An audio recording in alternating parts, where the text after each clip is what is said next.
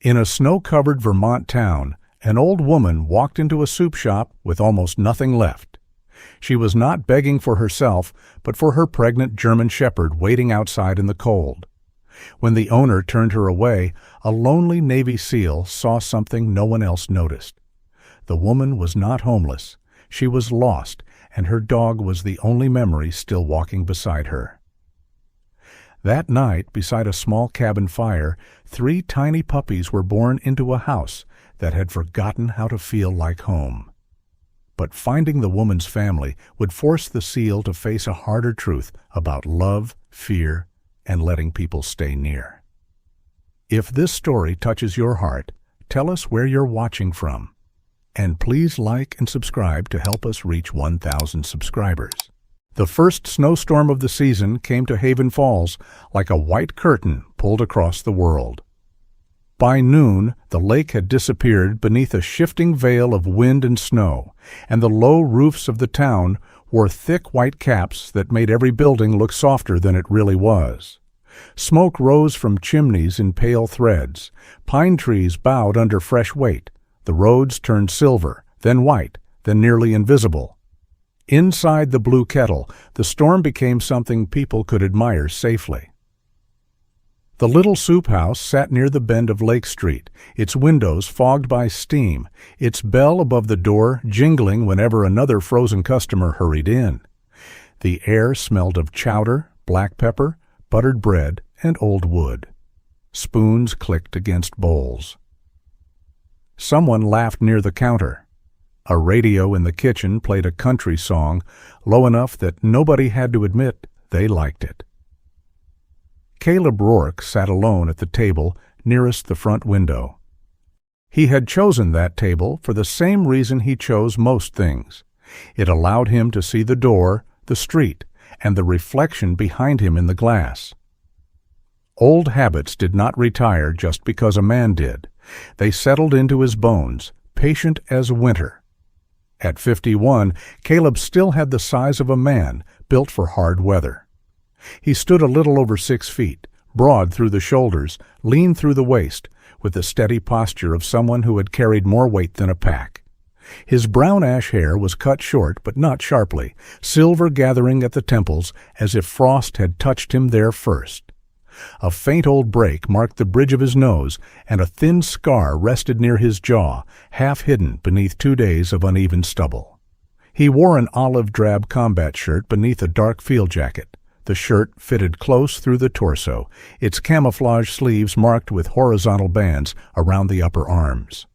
The clothing made him look more military than he meant to, though he had stopped trying to explain that some habits were not performances. His old watch, scratched at the glass, sat tight around his left wrist on an olive fabric strap. The waitress had once asked him why he always ate soup like he was expecting it to misbehave. Caleb had told her, "Because your chowder has ambition." She had laughed. He had not meant it as a joke, which made her laugh harder. Now he sat with a half-finished bowl of clam chowder cooling in front of him. It was too salty as usual. He had still ordered it as usual.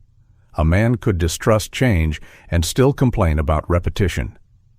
Caleb considered this one of life's fairer arrangements. Across the room, Marlin Pike worked the counter with the brittle impatience of a man who had slept poorly and owed money to louder men. Marlin was broad, red-faced from the heat of the kitchen, and too young to already look that tired.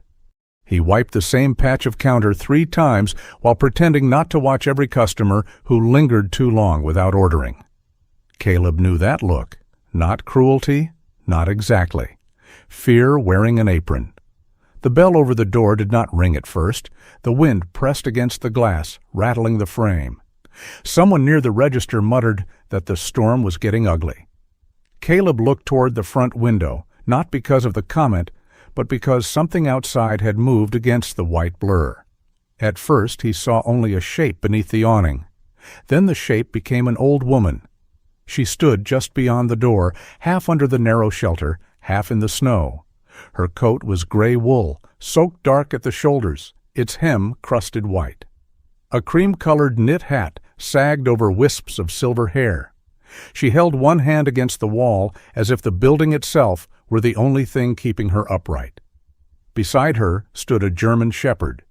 The dog was black and gold, though the storm had dulled the colors beneath wet snow. Her belly hung heavy and low. She was pregnant, close enough that even from the window Caleb could see the strain in her stance. A dark saddle of fur ran along her back like a cloak, while her chest and legs showed a deep honey gold. One ear stood tall, the other tilted slightly outward. Beneath her left eye, a pale tear-shaped marking caught the weak daylight. The dog was watching the door, not begging, measuring. Caleb's spoon stopped halfway to his mouth.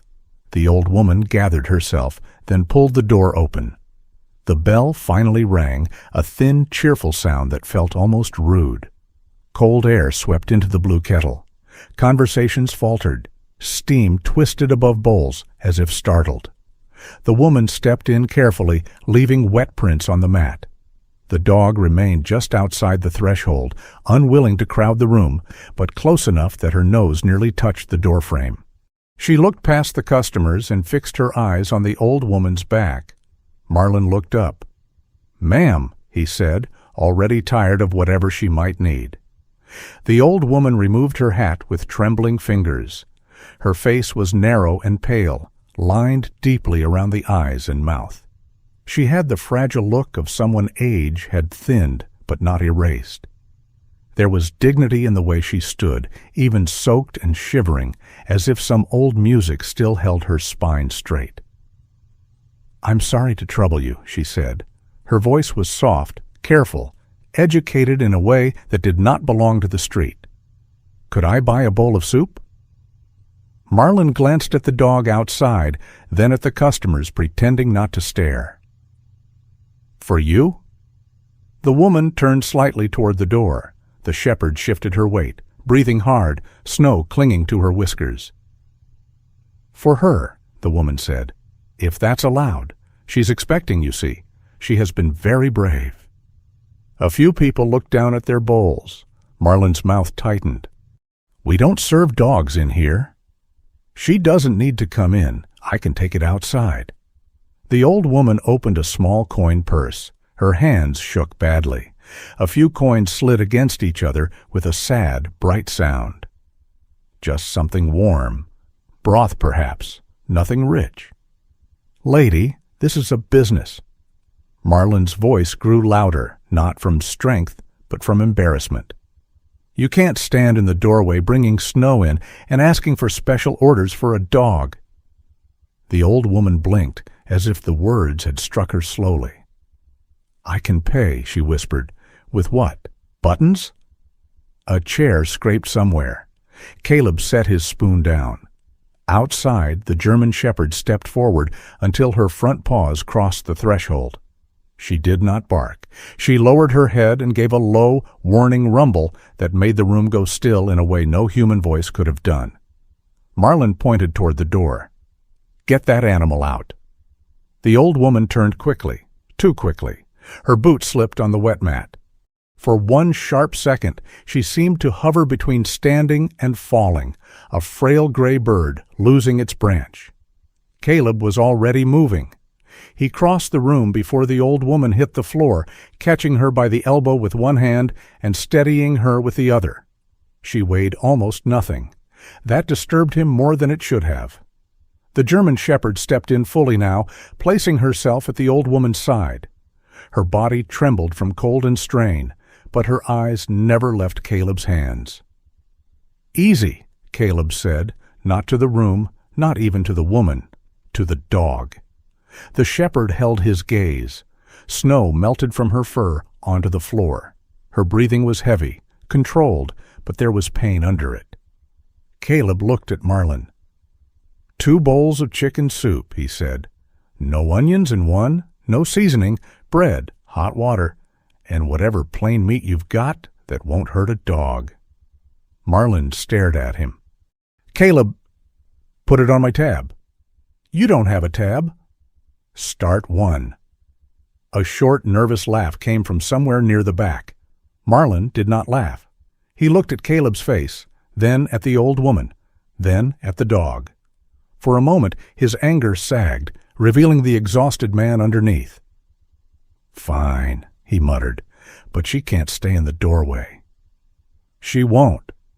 Caleb guided the old woman to the table near the window. His table. He noticed this with faint irritation, then felt ashamed of being irritated. The shepherd followed, limping slightly, and settled between the old woman's chair and the wall, still watching everyone. "What's her name?" Caleb asked. The old woman looked down, and something in her face softened so completely that it was like seeing a candle lit in an abandoned church. "Willow," she said. "Her name is Willow." The dog's ear twitched at the sound. "And yours?" The old woman smiled politely. "Eleanor Whitcomb." She said it with certainty. Then she looked at the wet hat in her hands, frowning a little, as if the name had been written there and was already fading. "Eleanor," Caleb repeated. "Yes," she nodded. "I believe so." That was when Caleb felt the first quiet pull of trouble. Not danger, not yet. Trouble. The soup came in 2 containers. Marlin placed them down with less force than expected and avoided looking directly at the woman. Caleb tore the bread into smaller pieces because Eleanor's fingers shook too hard. She thanked him 3 times before taking a sip. Then, without finishing her own, she bent carefully toward Willow's bowl, cooling the broth with small breaths. "For her first," Eleanor murmured. "She's carrying the little ones." Caleb watched the dog nudge the bowl but keep her body pressed against Eleanor's leg. Willow was hungry. Anyone could see that. But she would not eat until Eleanor stopped trembling. Something inside Caleb tightened. He had seen loyalty before. He had seen it in teams, in dogs, in men who joked while bleeding because no one wanted fear to be the last thing in the room. But this was older, quieter, a dog heavy with unborn life refusing comfort until the woman beside her was safe. Eleanor finally lifted her own spoon. Halfway to her mouth, she paused and looked at Caleb with embarrassed confusion. "I'm sorry," she said. "Did I tell you my name?" The question landed softly, but the room seemed to shift around it. Caleb looked at her coat again. Old, yes, but once expensive. Her boots were worn but not cheap. On her left hand, beneath the redness of cold, a pale ring mark circled the finger. Not homeless, he thought. Lost. "No harm in telling me twice," he said. She looked relieved. "Eleanor Whitcomb." Willow gave a small huff and rested her chin on Eleanor's boot. Caleb turned slightly toward the window. The snow had thickened into a white wall. The street lights were already glowing, though afternoon had barely begun. Cars moved slowly, then not at all. The lake had vanished. Haven Falls, cheerful little Haven Falls with its postcard roofs and stubborn soup, was being swallowed. He took out his phone. Deputy Tessa Grant answered on the 4th ring, wind loud behind her voice. "Rourke," she said.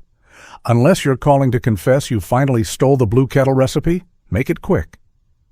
"I've got an elderly woman here, disoriented. Says her name is Eleanor Whitcomb. She's with a pregnant German shepherd." There was a pause. Tessa's tone changed. "Medical emergency?" "Not immediate, but she's soaked, cold, confused. Dog's close to delivery, I think." "Where?" "Blue Kettle." "Roads are closing north of town. I'm tied up at a jackknife plow on County 6. Tessa exhaled. "Can Marlin keep her there?"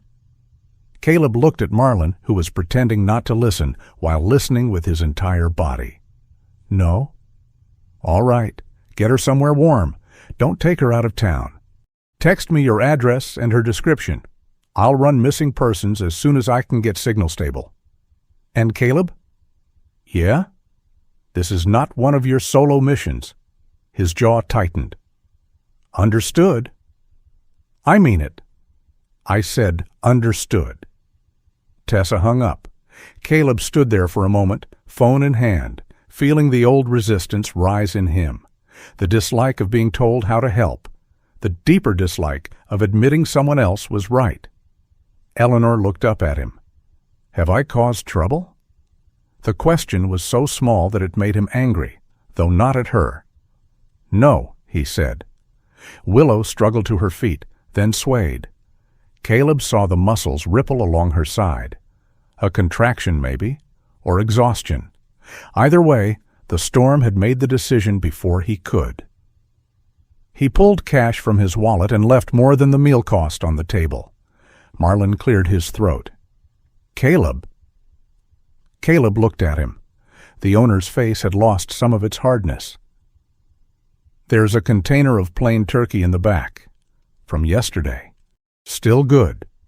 He glanced at Willow, then away. "Take it." Caleb nodded once. It was not an apology, but sometimes, in hard weather, even a small decent thing deserved not to be crushed under pride.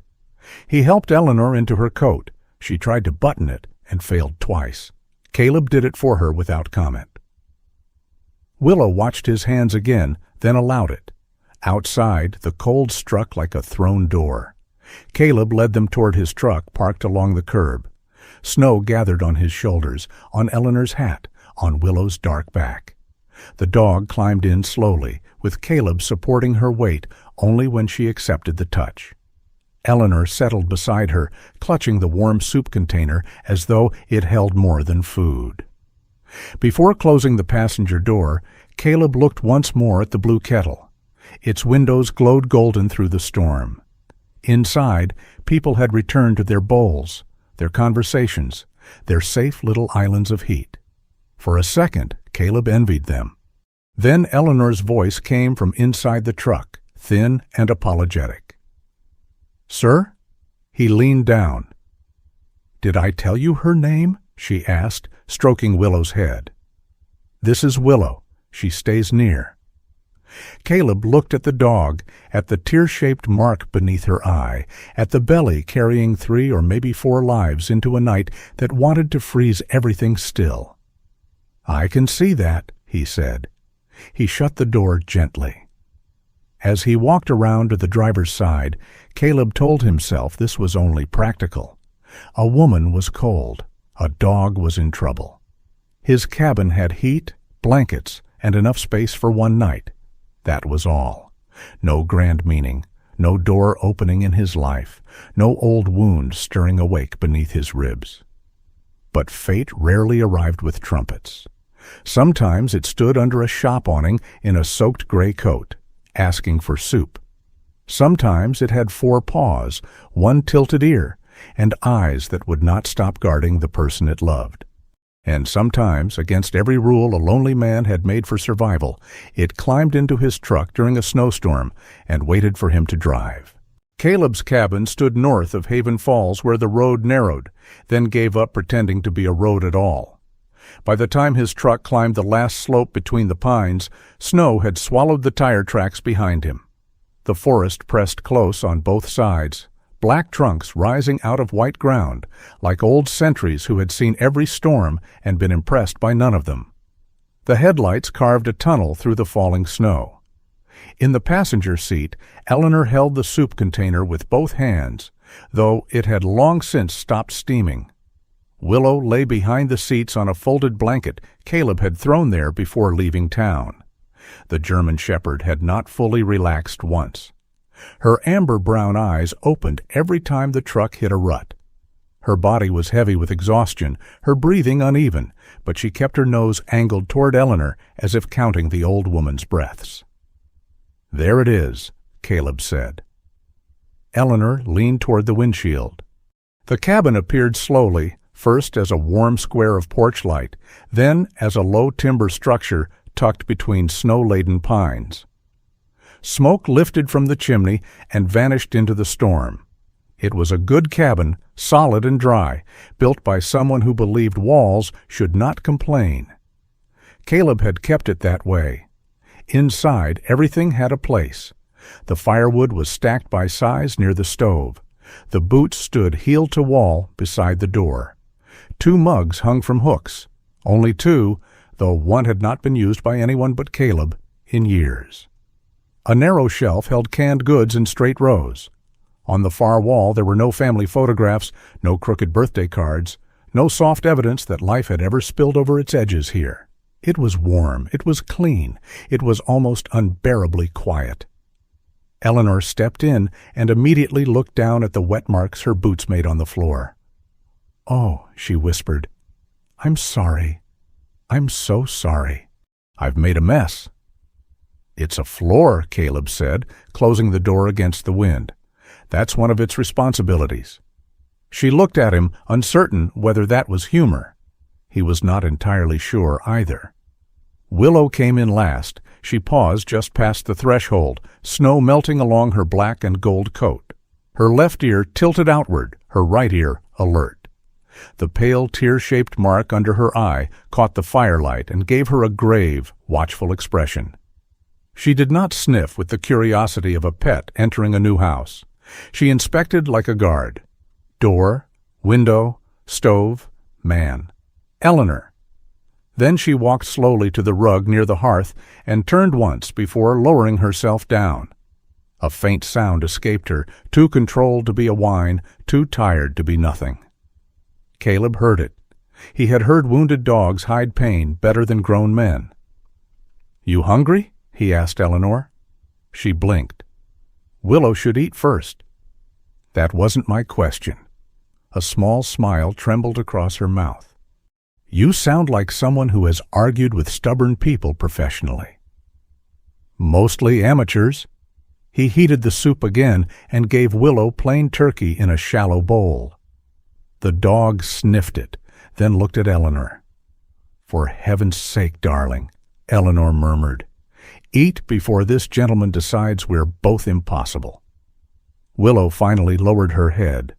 Caleb turned away before the sight could settle too deeply in him. He busied himself with blankets, towels, a kettle of water. His movements were efficient, almost too efficient, the way a man might clean a room after a memory had walked into it without permission. Eleanor sat in the old wooden chair beside the stove, her hands wrapped around a mug of tea Caleb had made too strong. She took one sip and made a face so polite it was nearly heroic. "This tea," she said gently, "has survived a war." Caleb looked over. For the first time since the blue kettle, Eleanor seemed truly present. Not fully steady, not fully safe, but present enough to tease him. "It builds character," he said. "At my age, character is no longer the shortage." The corner of his mouth moved before he could stop it. Then Willow stood. The bowl slid a little on the floor. Her body tensed. She turned in a slow, restless circle near the rug, then moved toward the shadowed corner between the stove and the wall. Her breathing changed, deeper now, less controlled. Caleb set the kettle down. Eleanor's face emptied of its small smile. "Something's wrong." "Maybe not wrong." Caleb crouched several feet away from Willow, careful not to crowd her. "But it's happening sooner than I'd like." He took out his phone and called the number Deputy Tessa had texted him earlier. Dr. Lila Mercer answered with no greeting, just a brisk, "Tell me what the dog is doing." Caleb almost liked her immediately. Pregnant German Shepherd, heavy breathing, restless, looking for a corner. Some shaking. How close? Close enough that I'm calling you instead of pretending I know everything. A dry pause. That puts you ahead of half the men in this county. Her voice was low, practical, and calm enough to build a bridge across panic. She told him what to gather. Clean towels, warm water, a low box if he had one, extra blankets, a quiet room if possible. No crowding, no dramatics. Watch the mother. Trust the mother. "If she gets distressed beyond normal labor signs, you call me back immediately," Lila said. "Road's ugly, but I'll try if I have to." "Understood." "And Rourke?" He paused. "You know me?" "This town has 6,000 people and one retired SEAL who buys dog antibiotics with exact cash and never smiles at the Christmas parade." "I don't attend the Christmas parade." My point stands." She hung up. Caleb looked at the room. His orderly, obedient, silent room. Within 10 minutes, it had become something else entirely. A berthing corner was made beside the stove with blankets and a shallow wooden crate Caleb had once used for kindling. Towels warmed near the hearth. A lamp was moved to the floor. Eleanor knelt beside Willow, despite Caleb telling her the chair was safer. "She knows me," Eleanor said. "I didn't say she didn't." "You were thinking it." "I was thinking your knees are older than mine."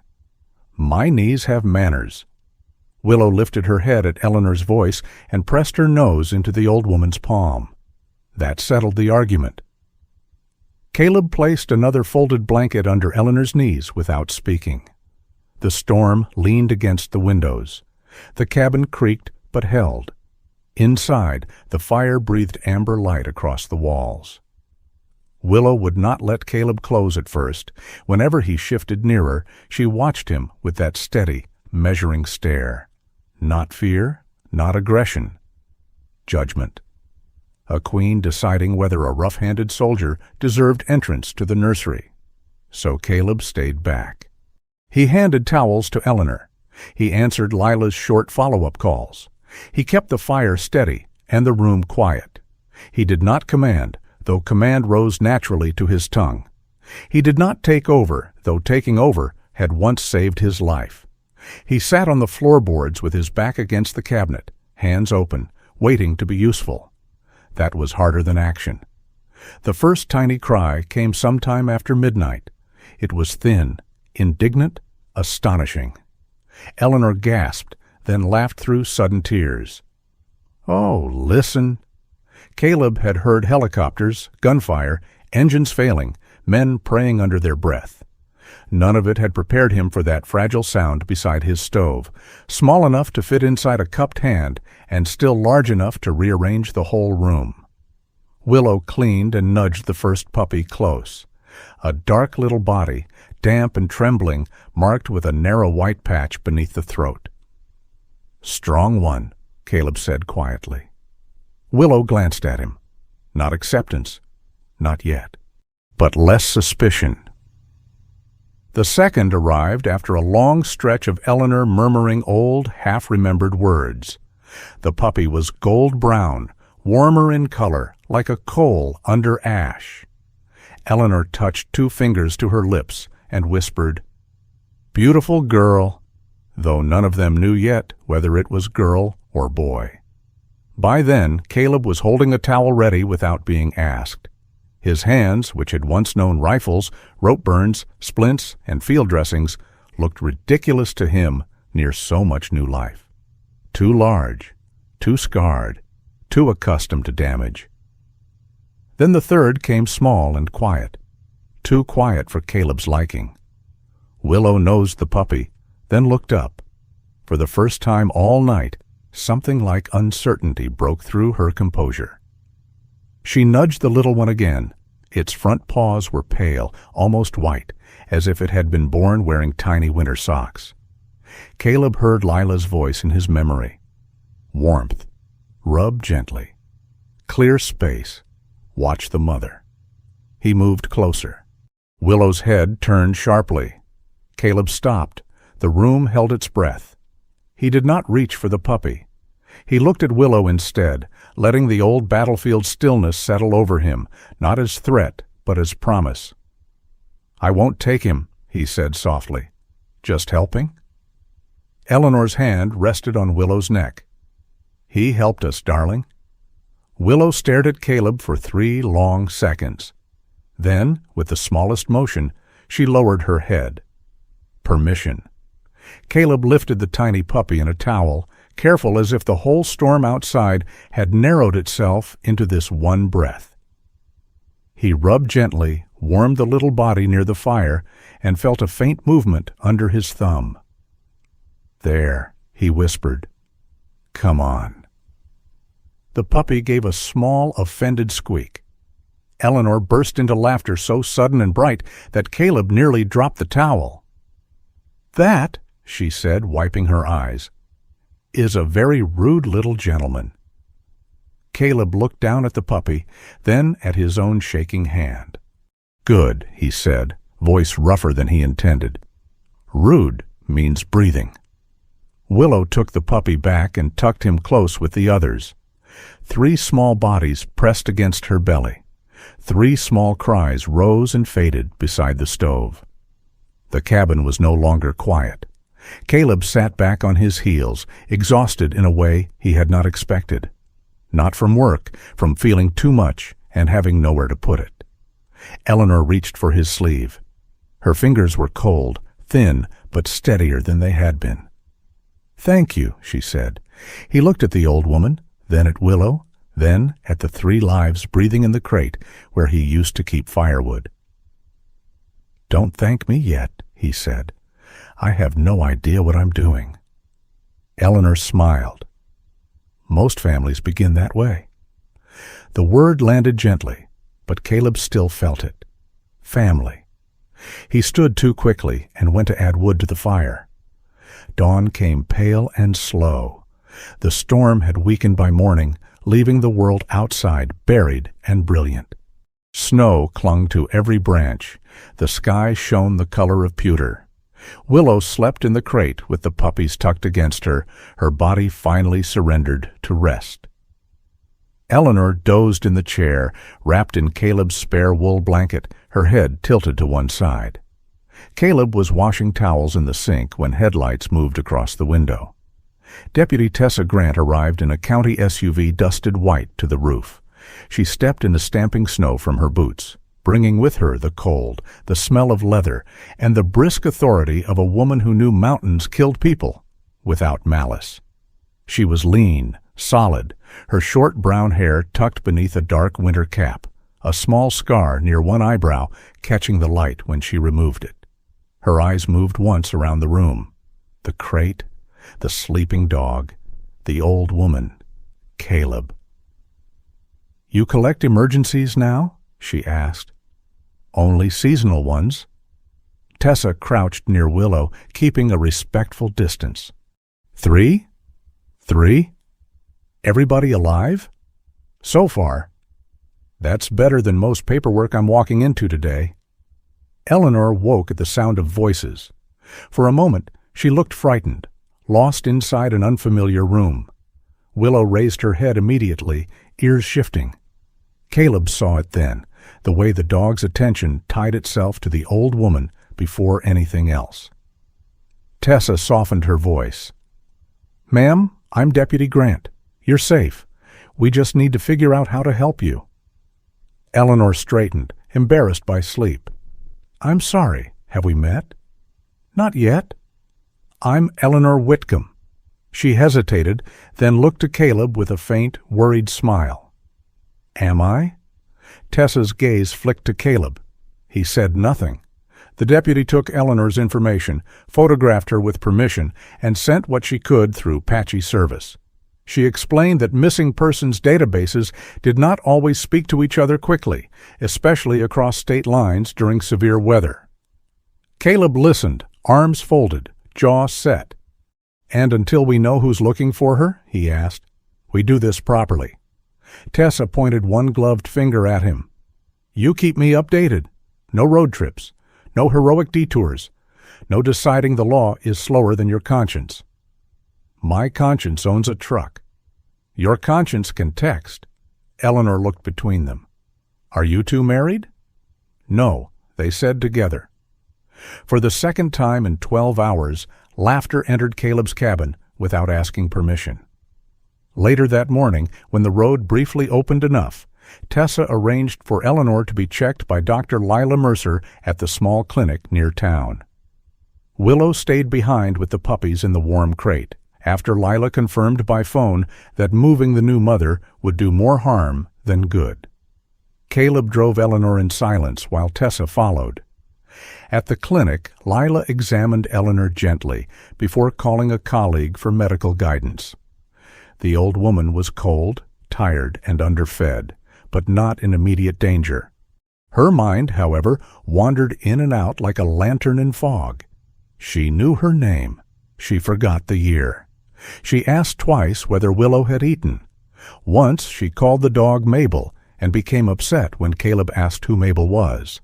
Then, while Lila checked her pulse, Eleanor looked toward the frosted window and whispered. Arthur said the piano sounded better near the east window. Caleb stilled. "What piano?" Lila asked softly. Eleanor blinked. "The one by the apples." "The apples?" The house smelled of baked apples when it snowed. Her fingers moved slightly, as if touching keys only she could see. "And there was a bird on the sign. A white crane, I think, or maybe a heron. Arthur always corrected me." Then she looked down, lost again. "I'm sorry," she said. "Did I tell you my name?" No one answered immediately. Outside the clinic, snow slid from the roof in a soft rush. Inside, Caleb felt the shape of the problem change. This was not a woman without a home. This was a woman separated from it by fog, weather, and failing memory. When they returned to the cabin, Willow lifted her head before the door opened. Eleanor went straight to the crate and knelt beside her, moving slowly but surely. The 3 puppies squirmed against their mother, tiny and alive in the firelight. Caleb stood back, watching. For years he had believed silence was the safest thing a house could hold.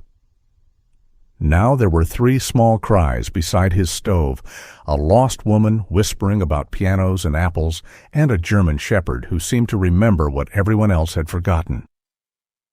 Caleb did not know yet where Eleanor belonged, but he knew, with a certainty that settled heavier than snow on the roof, that she had belonged somewhere, and Willow had been trying to bring her back. For the next several days, snow kept falling over Haven Falls, but no longer with the rage of that first night. It came down softly now, bright and patient, dusting rooftops, fence rails, and the shoulders of pine trees until the whole town looked freshly made each morning. The lake stayed frozen beneath a sheet of pale light. Chimneys smoked. Snowplows grumbled along the main road like old bears with civic duties. At Caleb Rourke's cabin, however, winter had lost all sense of discipline. There were towels drying over chairbacks. A basket of laundry sat where no basket had ever dared sit before. 3 puppies squeaked beside the stove at hours that seemed chosen specifically to insult a man who valued sleep. Eleanor kept moving his mugs to the wrong shelf because she insisted the lower one felt friendlier. Willow shed black and gold hair across the rug in generous tribute to motherhood. Caleb found a paw print in flour one morning, stared at it, and said, "This house is being occupied by a hostile bakery." Eleanor, sitting by the stove with her tea, smiled into her cup. "At least they haven't requested coffee." "They're too young to be disappointed in it." "You say that as if coffee is a military command." "It is, if made correctly." Willow lay in the wooden crate beside the fire, her 3 newborns tucked close against her belly. She was still tired from birth, her movements slower than before, but her eyes missed little. When Caleb came near with fresh water, she watched him. When he changed the blanket beneath the puppies, she lifted her head. When he touched the smallest pup, the one with the white front paws, she tensed, then allowed it. That allowance had not come cheaply. On the first morning after the birth, Willow had growled when he reached toward the crate. Not loudly, just enough to remind him that she had survived long before his cabin, his stove, or his rules. By the 3rd morning, she permitted him to place the bowl closer. By the 4th, she let him tuck a folded towel along the side where the draft crept in beneath the wall. By the 5th, she closed her eyes while he weighed the smallest puppy in his palm. Caleb did not mention that the trust felt like a medal. He would have denied it anyway. Dr. Lila Mercer came twice, driving an old Subaru with snow chains and a cracked bumper held together by what looked like faith and zip ties. She entered Caleb's cabin as if she had been invited by the animals and merely tolerated by the humans. "Her Majesty looks better," Lila said during one visit, crouching beside Willow. Willow opened one eye. I mean that respectfully, Lila added. Caleb leaned against the counter. You call all your patients royalty? Only the ones who judge me. Lila checked Willow, examined the puppies, and gave Caleb practical instructions with no patience for drama. The mother needed rest. The puppies needed warmth. No unnecessary travel. No visitors crowding the crate. No heroic improvisations involving internet advice. Caleb said, I don't improvise with newborns. Lila looked around his once orderly cabin. You're improvising with your whole life right now. He had no answer for that. Deputy Tessa Grant was working the other half of the mystery. She called each afternoon when cell service allowed, her voice clipped and wind-battered. No matching missing person report in Vermont. No immediate match from nearby counties. She had expanded the search into New Hampshire and Massachusetts, but the storm had slowed everything. Some roads were closed, some smaller agencies were updating systems late. Cross-state records, Tessa explained, did not always move with the urgency of a frightened human heart. Caleb disliked that. A woman could vanish between one snowbank and the next while paperwork took off its boots at the door. She's 82, he said during one call. Somebody should be looking. Somebody probably is, Tessa replied. The problem is proving it's the same somebody. That's supposed to make me feel better? No, it's supposed to keep you from deciding you're the law with better boots. Eleanor, meanwhile, drifted in and out of herself.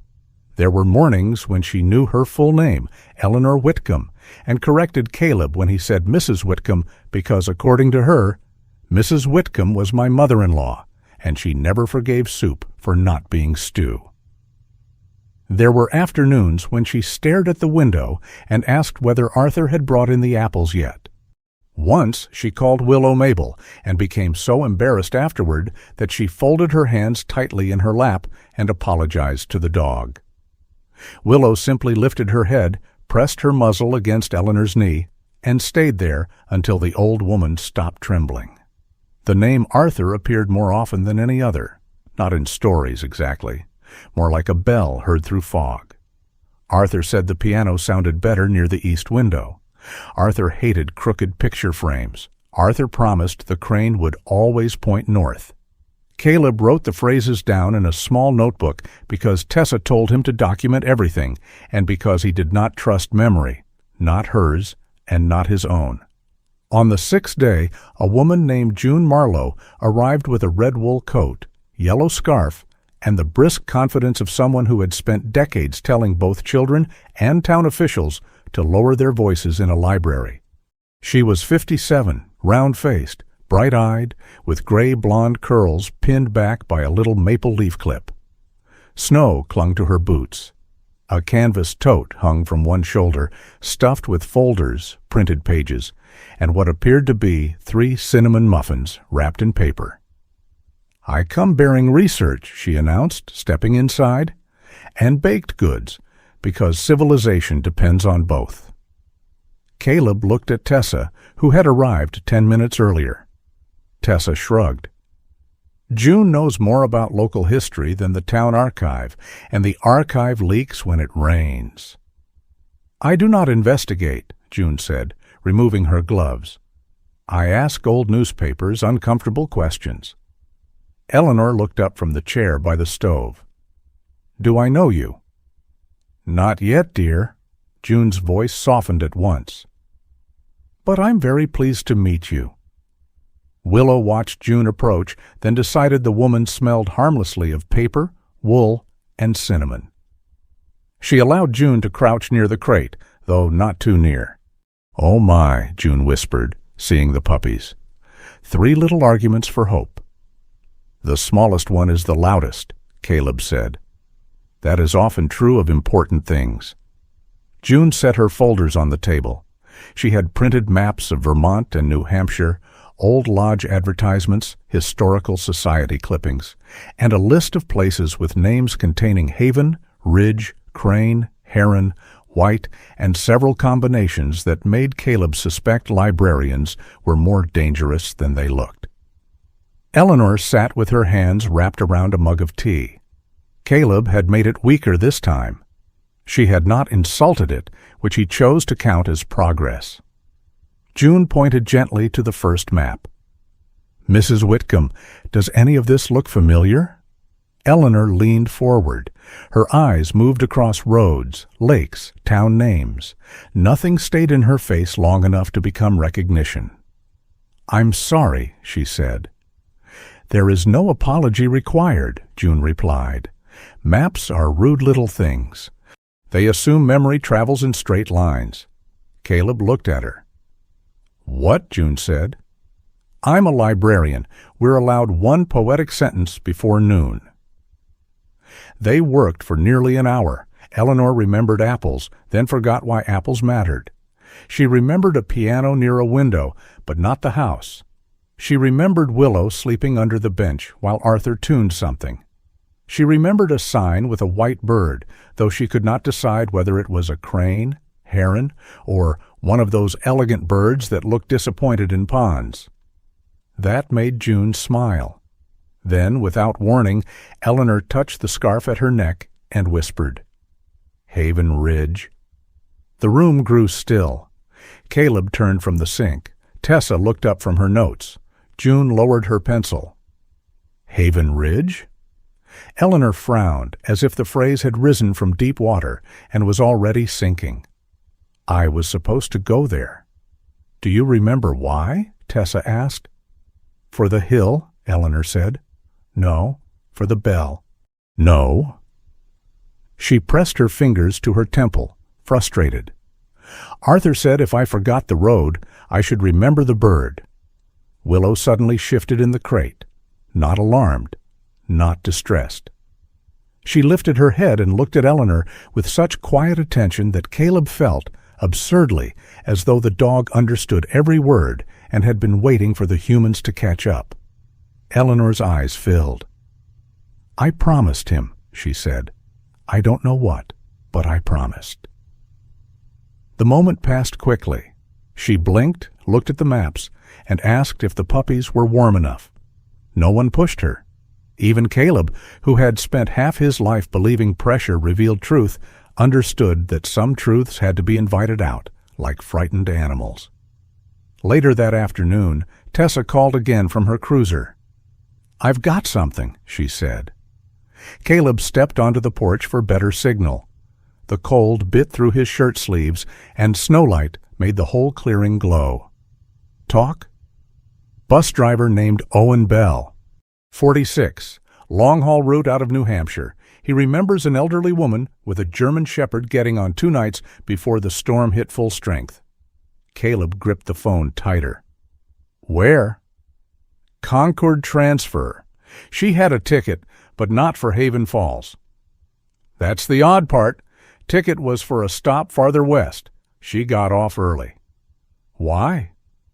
"Owen says she saw the town sign through the snow, Haven Falls. She kept asking whether it was near a hill with a white bird." Caleb looked back through the window. Eleanor was seated beside the stove, humming to the puppies. Willow's head rested on the edge of the crate, eyes half closed but not sleeping.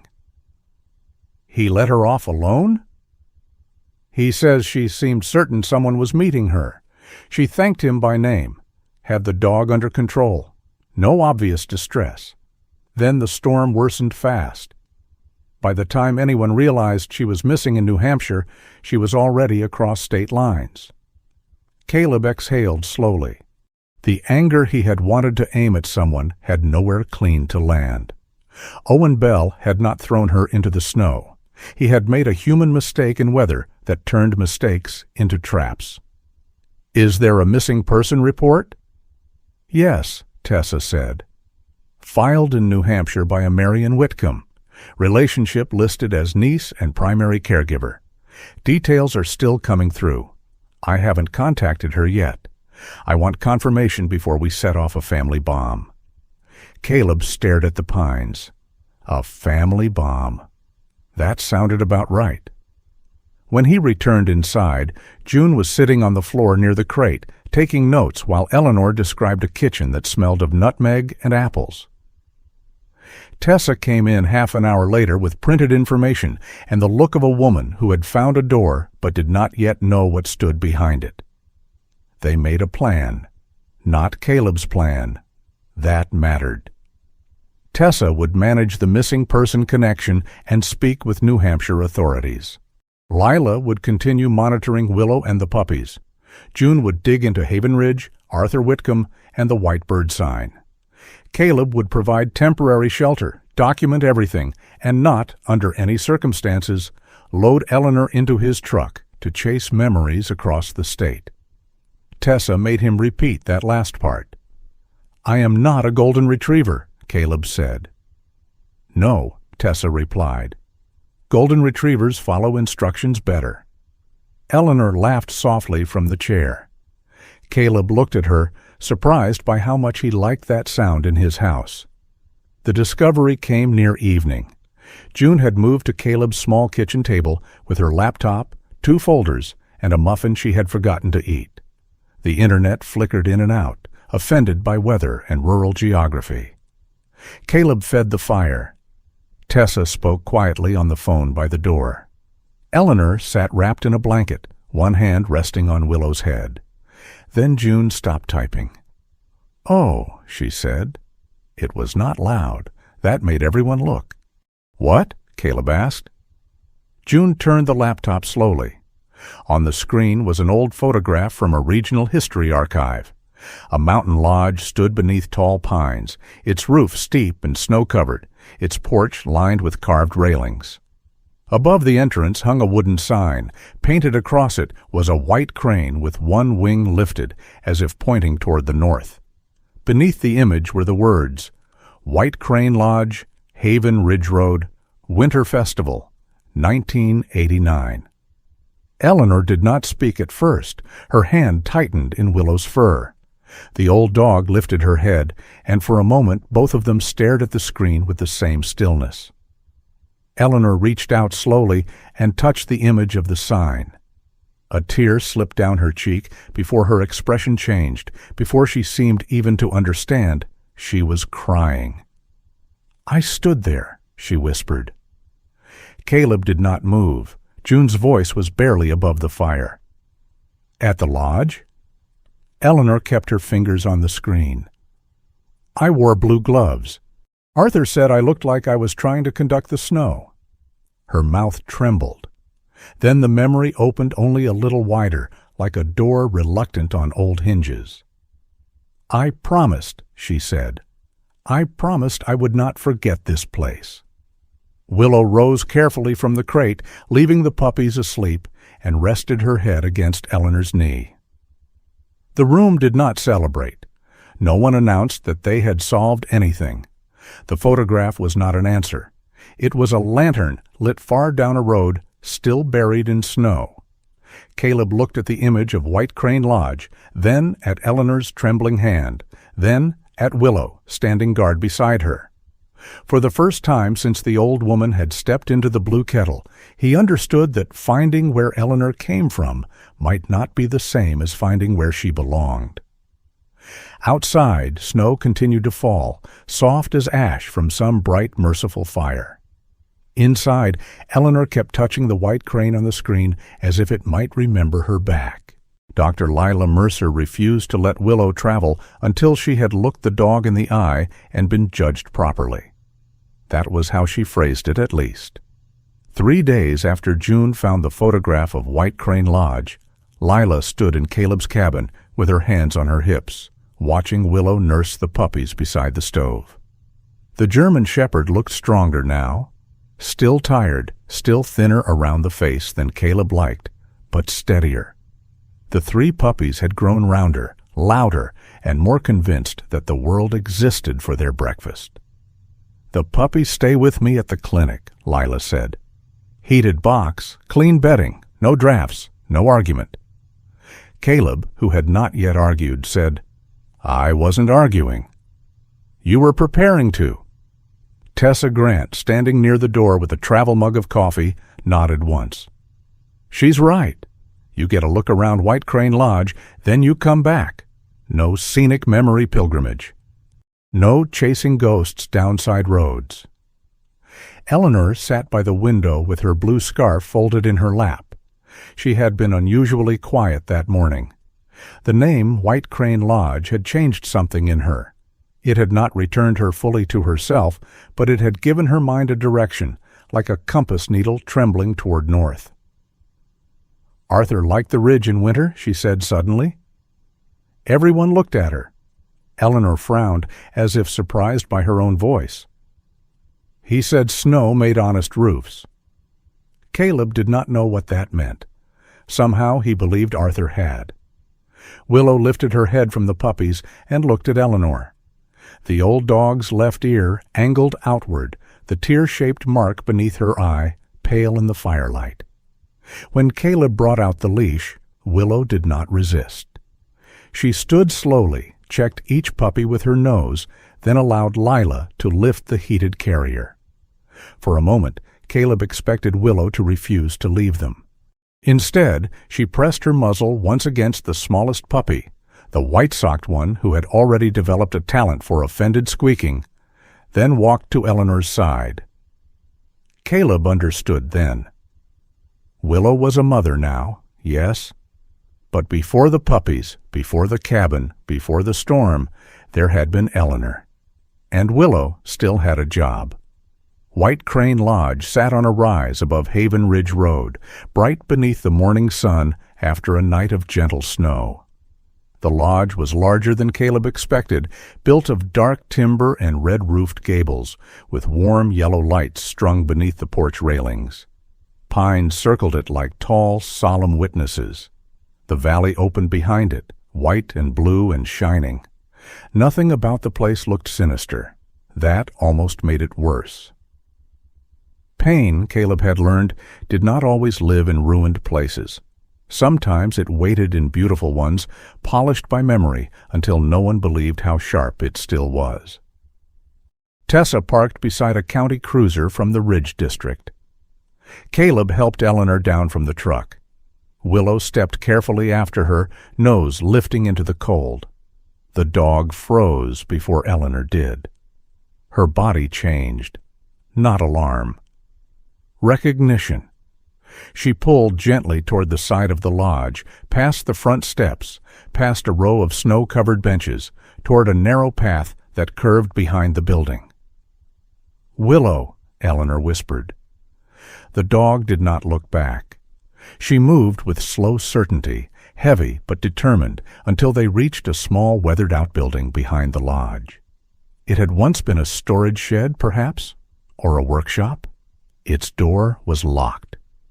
A thin layer of snow lay undisturbed on the threshold. Eleanor stood before it, breathing shallowly. "I heard music here," she said. Tessa glanced at Caleb. He stayed still.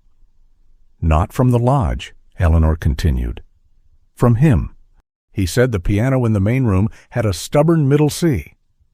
Her mouth trembled into something that was almost a smile. Arthur hated a stubborn middle C. Willow leaned against her leg. The lodge manager found them there. Gideon Vale approached from the back porch with a ring of keys in one hand and a wool cap pulled low over silver hair. He was about 60, broad through the chest, with a face carved by wind and old suspicion. His flannel coat was patched at one elbow. A gray beard shadowed his jaw. He looked first at Tessa's badge, then at Caleb, then at Eleanor. The keys stopped moving in his hand. "Well," he said quietly. "I'll be." Eleanor looked at him politely without recognition. Gideon removed his cap. "Mrs. Whitcomb?" Caleb felt the name settle over the snow. Tessa stepped forward. "You know her?" "Not well. But I knew Arthur." Gideon's eyes moved to the old shed. Arthur Whitcomb tuned half the pianos in this county, repaired the other half, and insulted all of them like they were relatives. Eleanor gave a small laugh. It was not full memory. It was the body remembering the shape of joy before the mind could name it. Gideon noticed Willow then. His face softened. And that must be Willow. The dog watched him, but did not growl. "Arthur brought her here years back," Gideon said. "Said she had better manners than most guests and better hearing than any musician." He scratched his cheek, uncomfortable with tenderness. "He was training her for Eleanor. Early signs then, I suppose. Forgetfulness, confusion. Nothing like—" He stopped himself. Eleanor's hand tightened on the leash. Tessa's voice stayed gentle. "Do you know any family we can contact?" Gideon looked from Eleanor to Caleb. "Marion Whitcomb, Nice, New Hampshire. She came through a few times after Arthur passed. Looked like a woman trying to hold a roof up with both hands." Caleb wrote the name down, though Tessa was already typing. Marion Whitcomb. The name did not sound like an answer. It sounded like another door. Inside the lodge, Gideon showed them an old photograph on the wall near the sitting room. Arthur Whitcomb stood beside a piano, narrow-faced, smiling with one hand on the instrument as if it were a difficult friend. Eleanor stood beside him wearing blue gloves, her hair darker then, her eyes bright. Near their feet lay a younger Willow, head up, ears alert. Eleanor reached toward the frame but did not touch it. "I was there," she whispered. "Yes," Gideon said. "You were." For a few seconds, the room gave her back to herself. Then the front door opened hard enough to ring the lobby bell. A woman hurried in, carrying a dark parka over one arm and a brown canvas bag across her shoulder. Her hair, chestnut with gray near the temples, had been tied back badly, as if done in a moving car. Her eyes were red, not from the cold alone. Behind her came a local officer and another woman in a winter coat, but the newcomer barely seemed aware of anyone else. She saw Eleanor. Everything in her face broke. "Aunt Ellie." Eleanor turned. The woman stopped several feet away, as if afraid sudden movement would shatter the moment. She clutched the old parka to her chest. Caleb noticed what hung from her other hand, a spare leather collar with a silver tag. Willow's collar? "Marion?" Eleanor asked. The name came out uncertainly, but it came. Marion Whitcomb made a sound that was almost a sob. She crossed the room and wrapped her arms around Eleanor, careful and desperate at once. The old coat fell between them. Eleanor stiffened, then slowly lifted one hand to Marion's back. "Oh," Eleanor murmured, "you're cold." That undid Marion completely. For 1 minute, there was no accusation. No police, no paperwork. Only a woman who had crossed state lines with terror sitting beside her in the car, holding an old coat because she hadn't known whether she would find the person it belonged to alive. Then fear remembered itself. Marion pulled back, tears still on her cheeks, and looked at Caleb. "Who are you?" Tessa stepped in before Caleb answered. "Deputy Tessa Grant, Haven Falls. This is Caleb Rourke. He found your aunt during the storm and notified local law enforcement." Marion's gaze sharpened. Exhaustion, relief, and anger tangled together until no one could separate them cleanly. "You found her days ago." "During the storm," Tessa said. "Roads were closed. We were working on identification." Marion turned to Caleb. "You kept her in your house?" Caleb felt the old reflex rise. Shoulders still, face closed, every word measured like ammunition. "She was cold. The dog was in labor." "My aunt has cognitive impairment. She can't just be taken to some stranger's cabin." "She wasn't taken," Caleb said too flatly. "She was brought out of a blizzard." Tessa gave him a warning look. Marion laughed once, broken and humorless. "Do you know what it's like to wake up and find the front door open? To see snow coming into the hallway and her boots gone? Do you know what it's like to call every hospital, every bus station, every police desk, and hear nothing?" Caleb did not answer, because the truth was no. He knew fear. He knew loss. He knew waiting for names to come through radio static. But he did not know the particular horror of loving someone who could disappear from herself while standing in the same room. Marion held up the old coat. "She left without this. She never leaves without this. unless she's not herself. The last time she walked out at 3 a.m, she made it half a mile in sleet before Willow found her and barked until the neighbor woke up. Eleanor looked embarrassed, then confused. "I don't remember that." "I know," Marion said, turning back to her. Her voice softened so quickly it hurt to hear. "I know you don't." Willow moved then, not toward Marion, not away from her. She stepped between the two women and stood close to Eleanor's knee. Her head was low, her body was tired. She did not growl. Marion looked down at the dog. "I looked for you, too," she whispered. Willow's ears shifted. The moment might have softened everything if the lodge door had not opened again. A man in a red ski jacket stood near the entrance with a phone raised halfway, pretending badly that he had not been recording. When Caleb turned, the man lowered it and stepped back. "Hey, sorry," he said. "Just... people online were asking if this was the lady from the Post." "What Post?" Tessa asked sharply. The man looked at his phone, then at Caleb, then seemed to regret existing. Marion took out her own phone with shaking hands. A few taps, a scroll. Her face tightened. She turned the screen toward Tessa. The video had been taken earlier outside the lodge, from a distance. It showed Caleb helping Eleanor into his truck, Willow climbing after her. No context, no Tessa visible, no Gideon explaining. Just a gray-haired woman, a pregnant German shepherd, and a broad-shouldered man in military-style clothing. The caption read, "Retired soldier living off-grid keeps confused elderly woman and dog in cabin. Anyone know what's going on in Haven Falls?" Caleb stared at the words. The lodge sound faded. He was no longer fully in Vermont. For a breath, he was years back in a room with fluorescent lights and men asking him to explain a choice made in bad weather, bad visibility, bad information, a mission gone wrong. A report that had eventually cleared him but never returned what suspicion had taken. He remembered how quickly people could turn a man into a shape that fit their fear. Dangerous, unstable, trained, alone. Tessa touched his arm lightly. Caleb."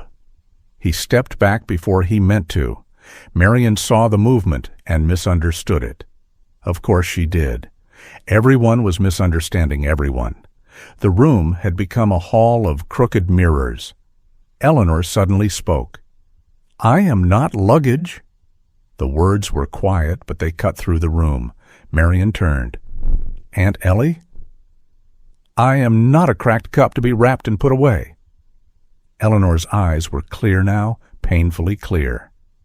"I know I forget. I know I frighten you, but I am still here when I am here." Marion's face crumpled. "I was trying to keep you alive." "I know," Eleanor's voice softened. "But sometimes it felt like being kept after I had already gone." No one moved. Even the man with the phone lowered it completely. Caleb looked at Marion then, really looked, not as an obstacle, not as an accusation, as a woman hollowed by care, standing in a lobby with an old coat because love had become the only work she knew, and it had nearly broken her. And he saw himself too, not a villain, not a hero. A man who had wanted to solve a storm-sized problem with the tools he trusted, shelter, transport, control. He had called Tessa. He had done the proper things. But part of him, some stubborn old command center in his chest, had liked being the one who knew what to do. Marion was not the only person in the room who confused protection with possession. Willow stepped closer to Marion. Slowly, with effort, the German shepherd pressed her nose against the old coat in Marion's arms. She inhaled, then gave one soft breath. After that, she returned to Eleanor's side. Marion stared at the dog. "She doesn't hate me," she said, almost to herself. "No," Eleanor whispered. "She never did." Willow stood between them, a mother pulled from her puppies for a few hours, a guardian worn down by roads and weather, a faithful creature trying to hold two frightened women in the same circle. Caleb looked at the phone in Marion's hand, the ugly caption still glowing there. Tessa was already speaking to the local officer about removing the post, documenting the recording, correcting the narrative. Gideon muttered something unkind about people who mistook phones for brains. But Caleb knew the damage had begun. The storm outside had stopped. Another kind had found them. As they prepared to leave the lodge, Eleanor touched the framed photograph of Arthur and herself one last time. Marion stood beside her, close but not gripping. Willow leaned against both their legs, as if insisting there was room for two kinds of fear and one tired love. Caleb held the door open. For the first time since he had brought Eleanor out of the blue kettle, he was not sure whether opening a door made him rescuer, witness, or fool. Maybe, he thought, all three were sometimes required. Behind him, Marion lifted the old coat and draped it gently around Eleanor's shoulders. Eleanor looked down at it, then at Marion. "Thank you, dear," she said.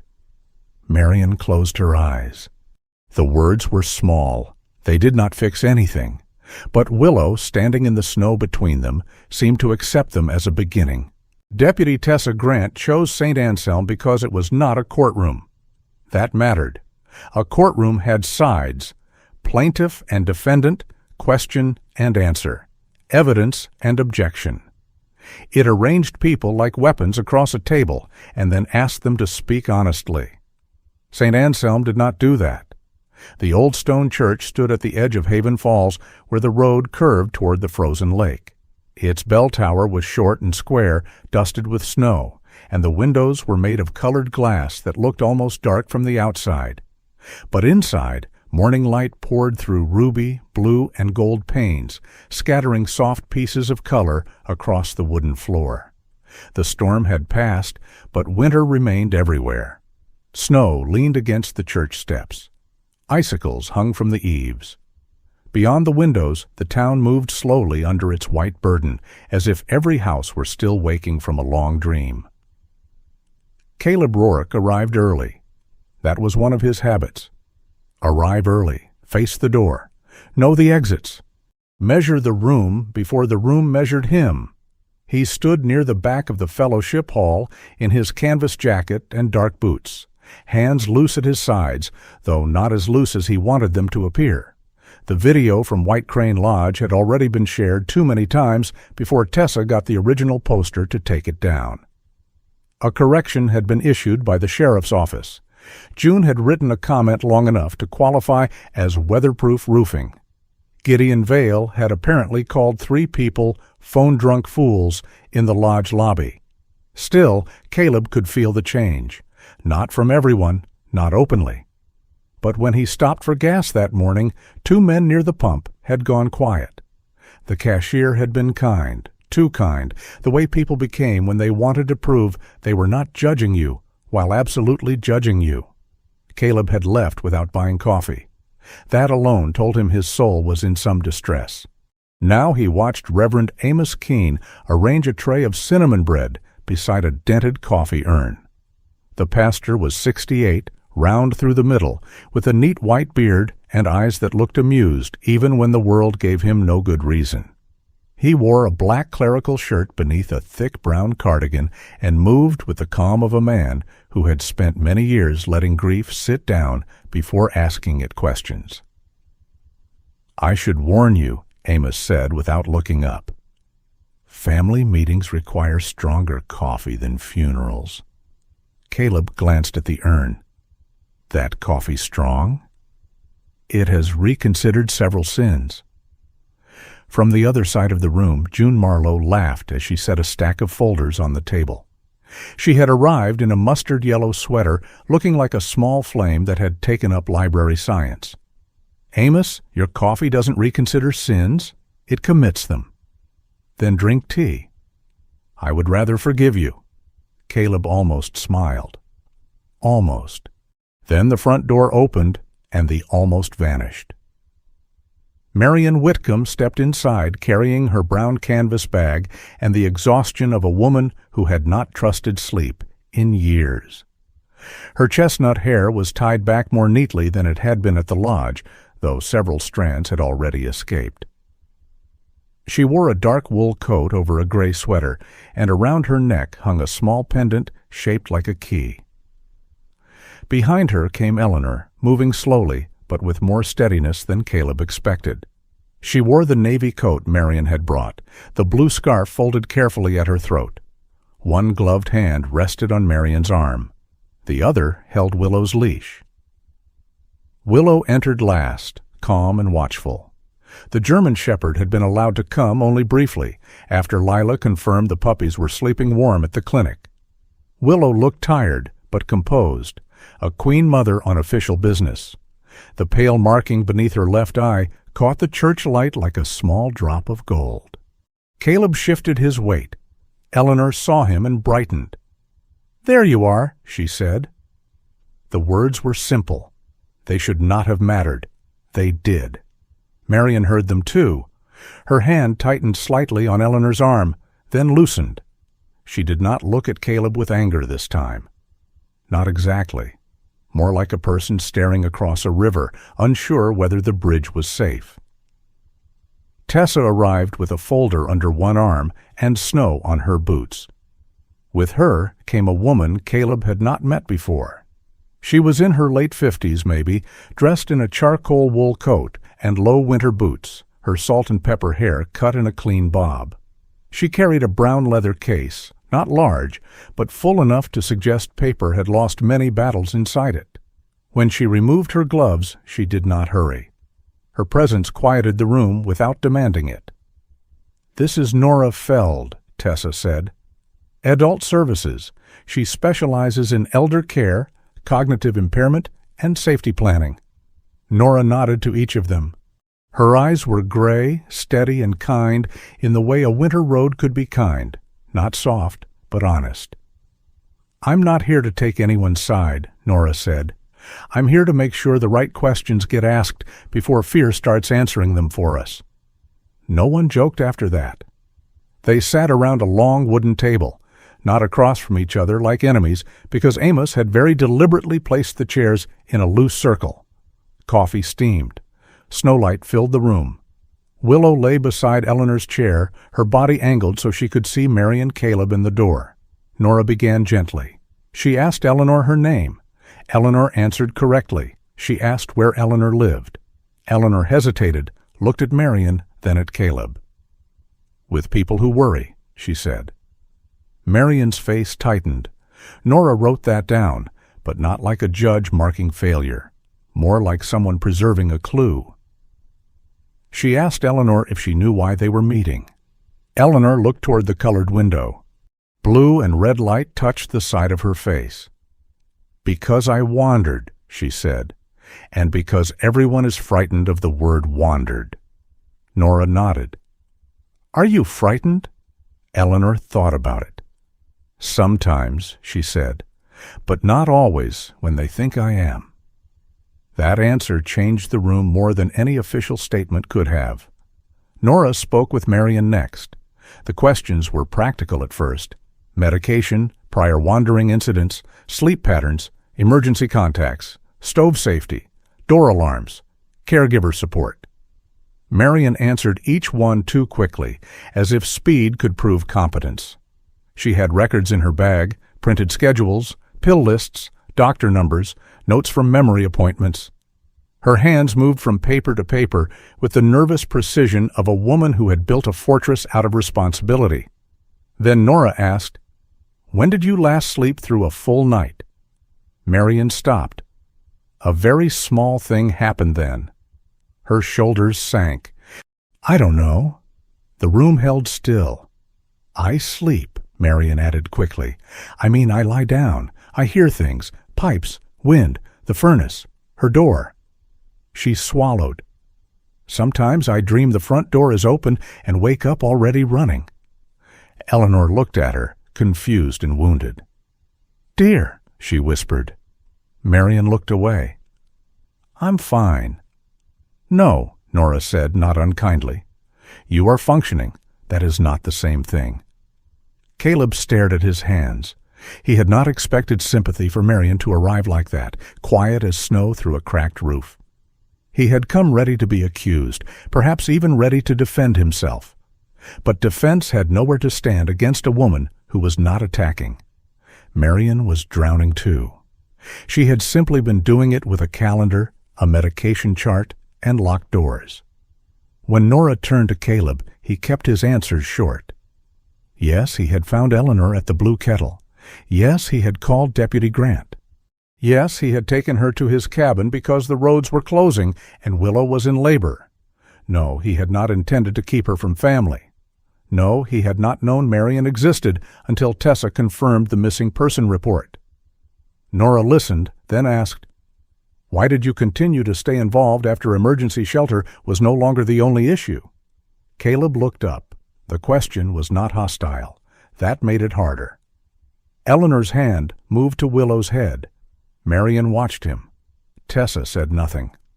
Caleb could have given the practical answer. The dog had given birth in his cabin. The storm had complicated travel. Eleanor trusted the place. Tessa needed time. All true. But truth, he had learned, had layers like ice. The top one was safest to walk on. The lower ones held the cold. "She was lost," he said. Nora waited. Caleb looked toward the stained glass window. A patch of red light had fallen across the floor near his boot. "And I know what people look like when everyone thinks they're a problem to be managed." Marion's eyes flicked toward him. Caleb took a breath. "But that doesn't mean I get to decide what happens to her?" It cost him more than he expected to say that. Something eased in Tessa's face. Nora set her pen down. That small movement, pen against table, felt like a bell. "Good," Nora said. "Then we can begin." For the next hour, the conversation moved carefully through hard country. Marion spoke of stove burners left on, of Eleanor stepping outside at night, of the time Willow had barked until a neighbor woke because Eleanor had walked half a mile in sleet. Her voice did not rise, but the terror beneath it did. "I started locking the door," Marion said. "Then another lock, then an alarm. Then I hated the sound of the alarm because it meant I had failed before I even reached the hallway." Eleanor's eyes filled. "I thought you were angry." "I was afraid." It felt the same from inside. That sentence struck Marion as if Eleanor had laid a hand on an old bruise. Caleb looked down. He understood too well how fear could wear the face of anger, how protection could sharpen until it cut the person it meant to shield. He had done it in other ways, quieter ways, with rooms, with rules, with distance. He had made a life so safe that nothing could enter it, until a woman and a dog had nearly frozen outside a soup house. Amos refilled the coffee without speaking. June passed a napkin to Marion, then pretended to read a label on the cinnamon bread, so Marion did not have to be observed while crying. Nora asked if Willow could be brought closer. The dog rose at Eleanor's slight movement and placed her head on the old woman's knee. Eleanor's fingers moved through Willow's fur. Her breathing steadied almost instantly. Nora watched. "Has she been trained for this?"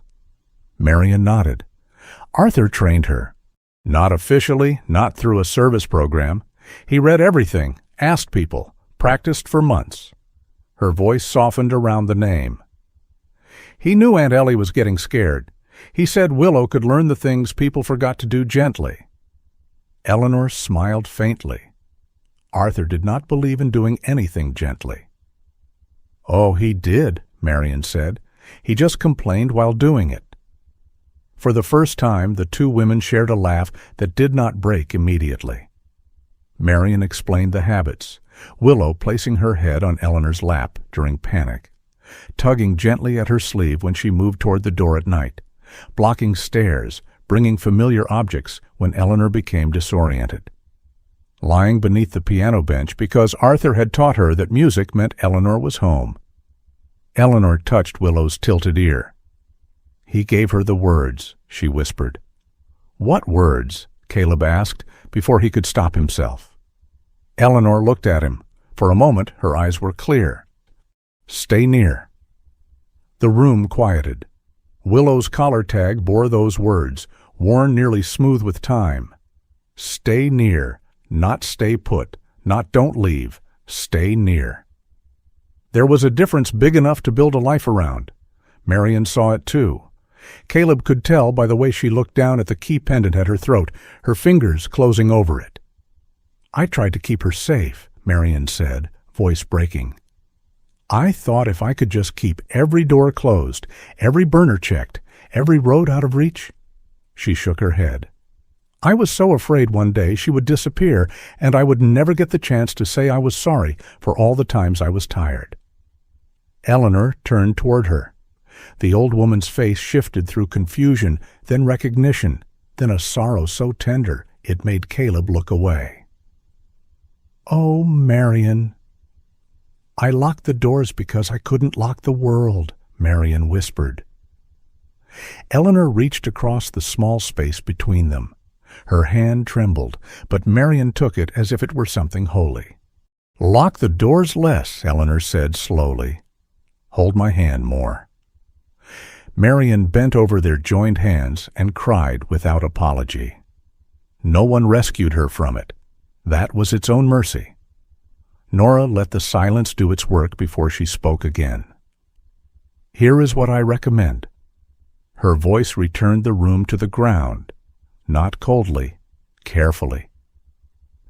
Eleanor would remain in Haven Falls temporarily, not because Caleb had claimed responsibility, and not because Marion had lost it, but because Eleanor was currently stable near Willow and the puppies. Marion would stay nearby, not in a motel 2 towns over, but in a small cottage near Dr. Lila's clinic, if one was available. Tessa would update all legal records and coordinate with New Hampshire authorities. Lila would continue animal care. June could assist with memory support activities, photos, music, maps, familiar objects. Caleb would provide space and support, but he would not make unilateral decisions. "And we put everything in writing," Nora said. "Because love is important, but clear plans keep love from turning into panic." Amos lifted his coffee. "Amen to paperwork," reluctantly. June nodded. The least poetic form of grace. Caleb looked around the circle. A week ago, his life had been a narrow path between cabin, town, and silence. Now there were people assigning roles to his kitchen, his porch, his spare blankets, perhaps even his evenings. The old instinct in him resisted. Not because he wanted Eleanor gone. That would have been simpler. Because if they built a circle, he would be standing inside it. And circles had a way of becoming something a man could lose. Nora seemed to read part of that in his face. "Mr. Rourke, are you willing to be part of this support plan?" Everyone looked at him. Caleb glanced at Eleanor. She was stroking Willow's head, tired but calm. Marion's eyes were red. Tessa held her pen ready. June looked hopeful, in the irritating way of librarians who believed stories could still improve.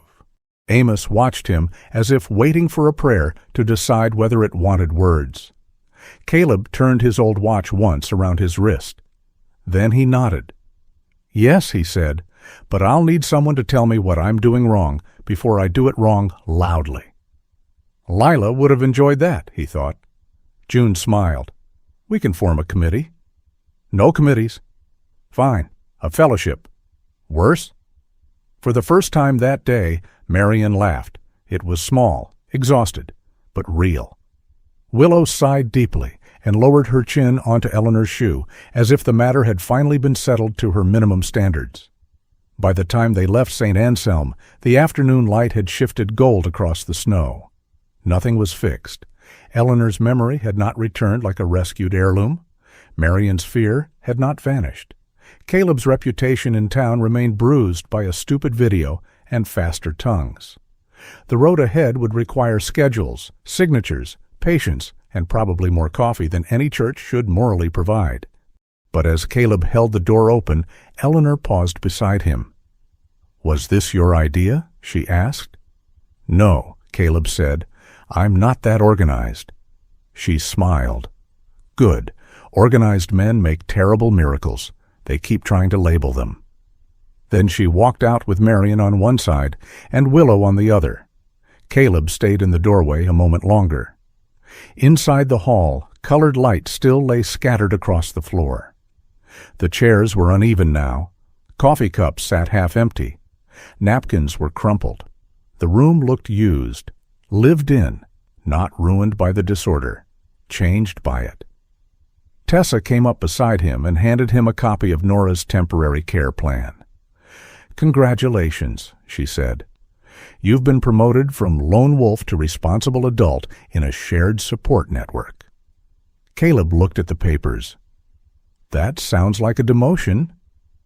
"It is," Tessa said, "from dangerous to useful." He huffed once, almost a laugh. Outside, Willow waited at the bottom of the steps with Eleanor, her black and gold coat bright against the snow.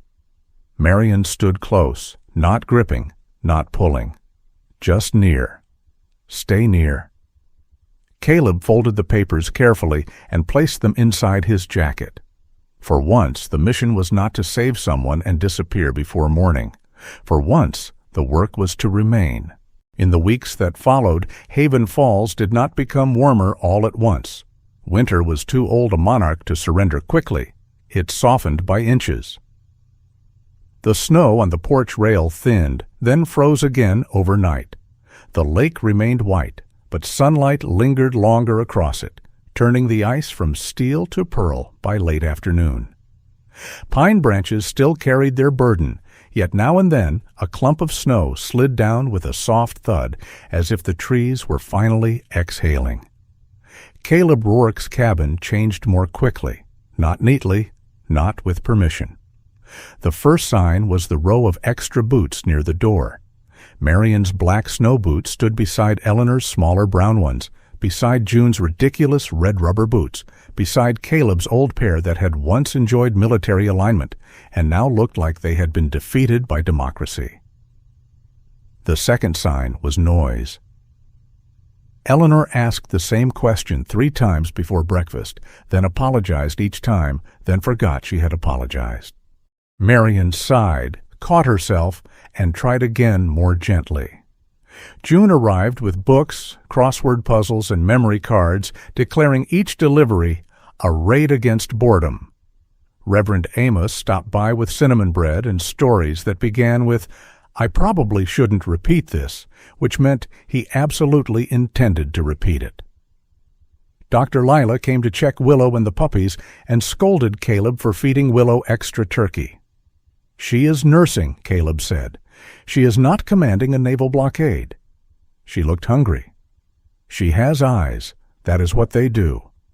Willow, lying like a queen beside the stove, accepted this professional defense of her dignity without lifting her head. The 3 puppies had grown into round, tumbling creatures with opinions larger than their bodies. The dark one with the white throat patch bullied towels. The gold-brown pup preferred sleeping half on top of her siblings, as if comfort were a ladder. The smallest, with white front paws like little winter socks, had attached himself to Caleb's boots with religious devotion. Caleb had not named him. He had, however, begun referring to him as the sock-footed criminal, which June said was dangerously close to affection. "It is an accurate legal description," Caleb told her. "It is a pet name wearing a badge." He ignored that. Ignoring things had once worked better before his house became full of people willing to continue speaking. Still, there were moments when the disorder pressed against him too hard. One afternoon, he came in from splitting wood and found Eleanor's blue scarf draped over the chair by the window. Not just any chair. That chair had belonged to Wade Ellis, though no one in the cabin knew it. Wade had been Caleb's closest friend during his years in the teams, the man who could make jokes in the worst places and somehow leave every room lighter than he found it. After Wade died, Caleb had brought the chair from an old surplus shop because it looked like the one Wade used to sit in during briefings, tipped back on 2 legs as if gravity were only a suggestion. Caleb had never told anyone that. He had kept the chair empty, The scarf lay across its back now, soft blue wool, smelling faintly of lavender soap and snow. For one sharp second, Caleb wanted to snatch it away. The feeling embarrassed him with its intensity. It was only a scarf, only a chair, only a piece of fabric resting where grief had learned to sit in silence. Eleanor saw him staring. "Oh," she said, rising too quickly. "Did I put that wrong?" Caleb opened his mouth. A neat answer stood ready. "Yes, that chair is not for scarves. That chair is not for anyone. That chair belongs to a dead man whose name I do not say out loud, because if I do, something in the room will expect me to keep talking."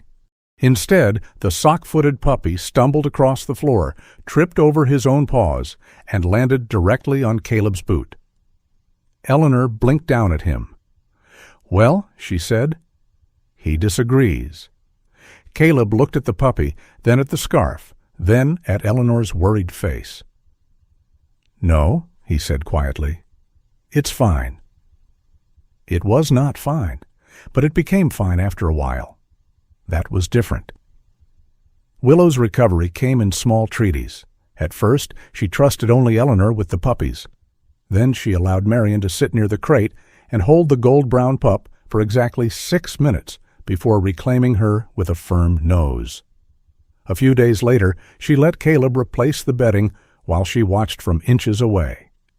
He moved slowly, narrating his actions because Lila had told him animals appreciated predictable fools. "Lifting the corner," Caleb murmured, removing the towel. "Yes, I know this towel is offensive. New towel, clean. No politics." Willow stared at him. Marion, sitting at the kitchen table with paperwork, said, "Does she usually look at you like that?" "Everyone does eventually." But the true treaty came during the power outage.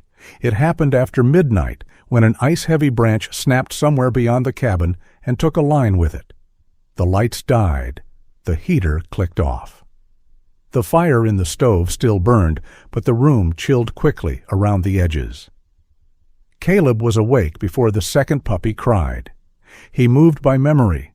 Flashlight, wood, backup lantern, blankets from the hall closet. Marion came out of the guest room in a sweater and thick socks, hair tangled, eyes already frightened. Eleanor followed her, confused by the dark. "Arthur?" Eleanor called. Marion flinched. Caleb set the lantern down. "It's Caleb. Power's out. We're all right." But Eleanor's breathing quickened.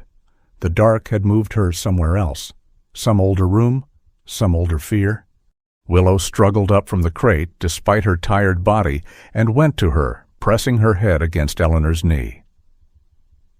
"Stay near," Marion whispered automatically. Eleanor's hand found Willow's fur. Then the smallest puppy gave a weak sound from the edge of the bedding. He had wriggled away from his siblings and was cold. Caleb reached for him, but Willow shifted first. For a moment, he thought she would block him. Instead, the German shepherd nosed the tiny pup gently toward Caleb's hands. The movement was so deliberate that everyone saw it. Marion stopped breathing. Caleb lifted the puppy, cupping him inside a warm towel against his chest. The little body trembled, then slowly settled.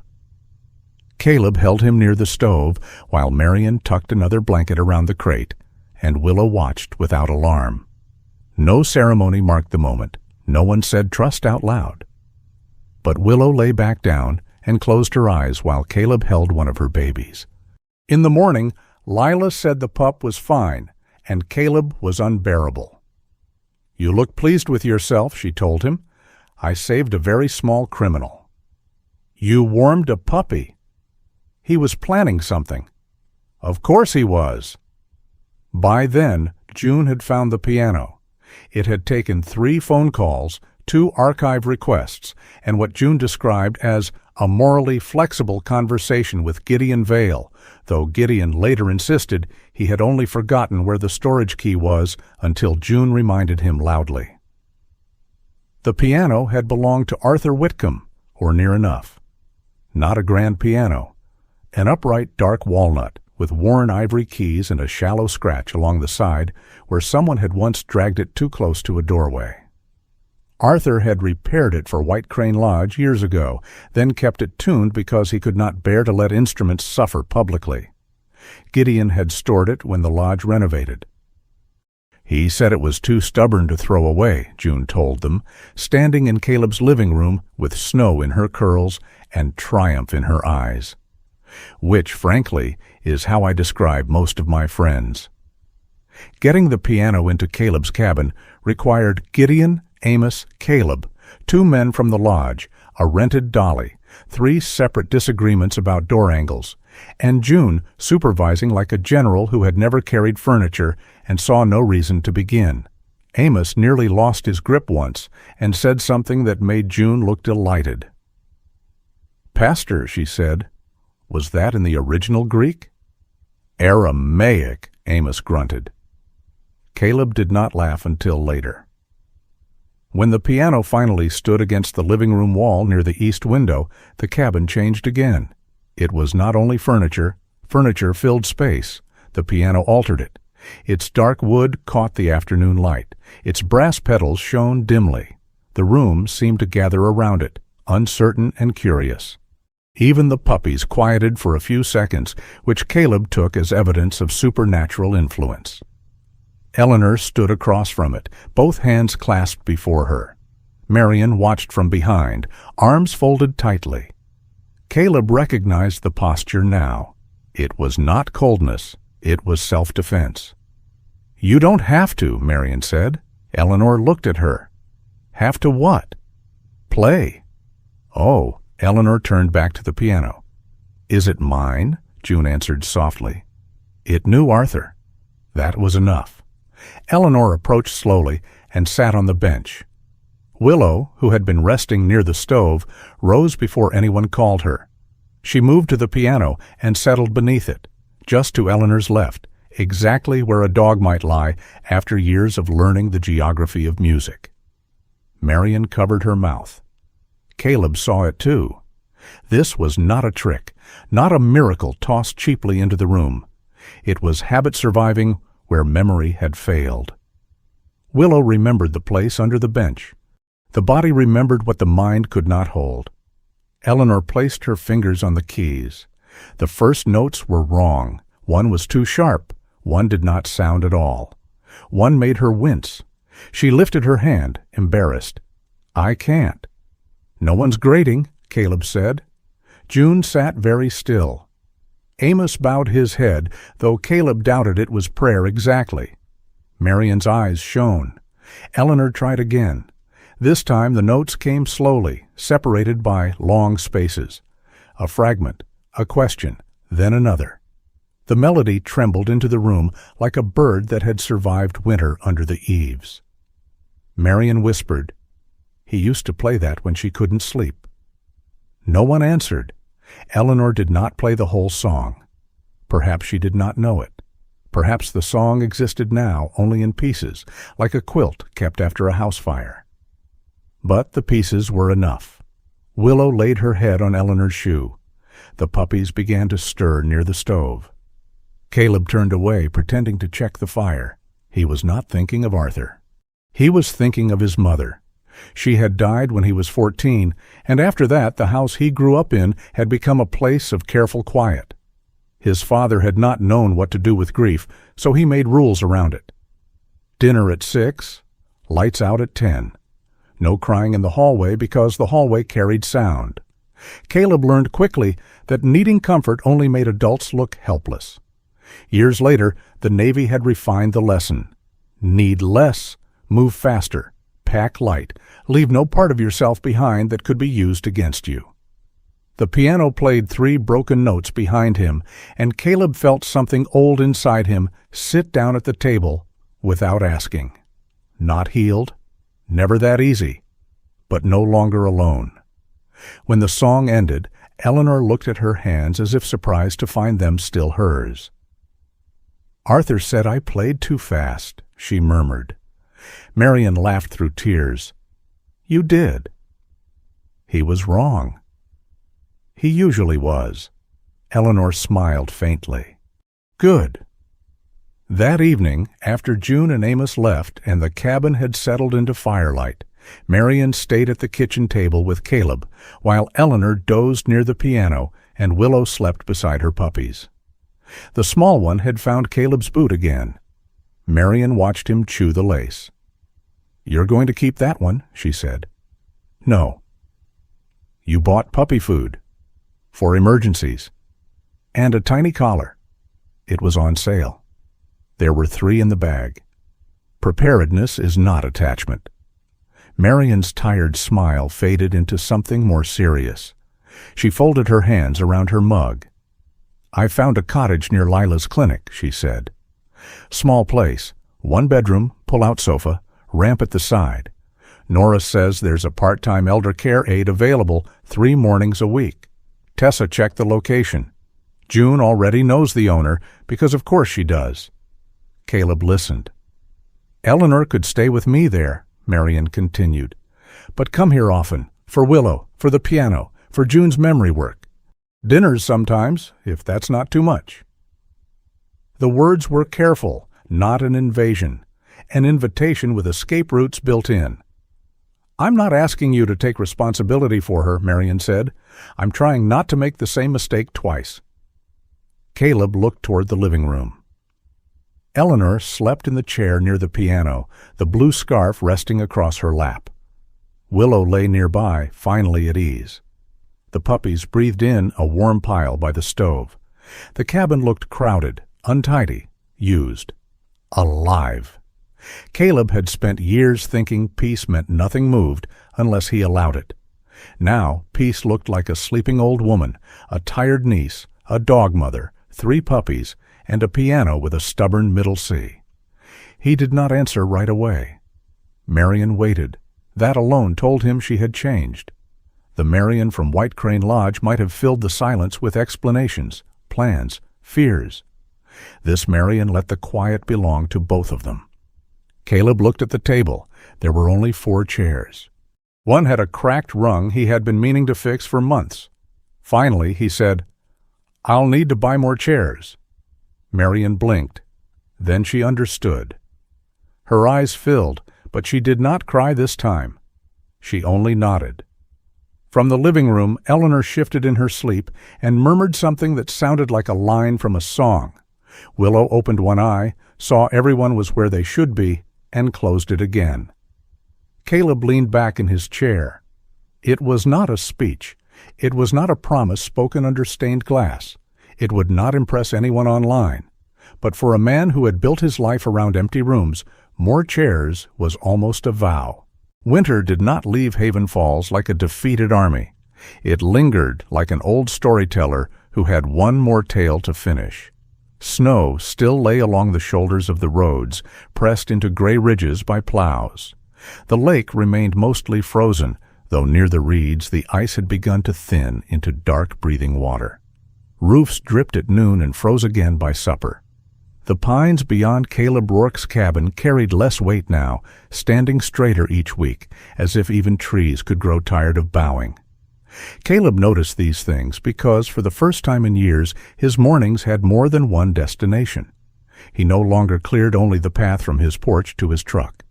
He cleared the narrow walkway from his cabin to the little cottage Marion had rented near Dr. Lila's clinic when Eleanor stayed there. He cleared the steps by the back porch because June Marlowe hated icy stairs and would lecture him about avoidable foolishness if she slipped. He cleared a path to the shed because the puppies considered snowdrifts a personal challenge and had already lost that argument twice. He told no one. Naturally, everyone knew. "You missed a patch near the birch," Tessa said one morning when she stopped by for a routine check. Caleb leaned on the shovel. "You here for paperwork or criticism?" "County service includes both." At the cottage, Marion had slowly learned to sleep again, not perfectly, not peacefully every night, but enough that the hollows under her eyes softened. She still carried lists. She still checked the stove knobs twice, sometimes 3 times. But she had stopped gripping Eleanor's elbow every time the old woman stood. That was not a small thing. Some victories looked like loosened fingers. Eleanor's memory remained a weather system no one could command. Some days she knew exactly where she was and called Caleb by name with sharp, amused precision. Some days she looked at him across the table and said, "Arthur, did you bring in the apples?" Then, before anyone could correct her, she would frown and add, "No, you're too tall to be Arthur. Arthur always claimed 5'10", as if it were a legal argument." On difficult mornings, she asked why they hadn't decorated for Christmas, though February still pressed its cold mouth against the windows. Marion no longer panicked when this happened. She would sit beside her and say, "We already had Christmas, Aunt Ellie. You said Amos's fruitcake could be used to repair roads." Eleanor would consider that seriously. Did I apologize? No. Good, then I was honest. Willow remained close through all of it. The German shepherd had regained much of her strength. Her black and gold coat shone again, the pale mark beneath her left eye bright as a small tear made of honey. She moved more slowly than before, giving birth, but with deeper authority. In Caleb's mind, she had stopped being only Willow and become something older, a hearth guardian, a winter saint with fur on the rug and a low opinion of cheap dog food. She stayed near Eleanor without clinging. That mattered now. Everyone had learned the difference. When Eleanor became confused, Willow rested her head on the old woman's knee. When Eleanor stood too quickly, Willow shifted in front of her legs, not blocking, simply asking her to notice the world again. When Marion's fear rose too sharply, Willow sometimes looked at her with weary patience, as if reminding her that love did not need to bark every time it worried. The puppies grew into their names, though Caleb insisted he had not approved any naming committee. The gold-brown female went to Marion, who named her Poppy because Eleanor said the pup looked like something that would bloom without permission. Poppy became Marion's shadow at the cottage, a warm, ridiculous creature who dragged socks into the hallway and taught Marion that not every unexpected noise meant danger. The dark pup with the white patch under his throat went to Dr. Lila, who declared him too emotionally nosy to waste. She named him Harbor and began training him gently around older patients who came to the clinic's community room for animal visits. Harbor had a habit of leaning his whole small body against anyone who sighed too heavily. Lila said this was not medical training yet, only excellent manners with fur. The smallest pup stayed exactly where he had apparently always intended to stay, with Caleb.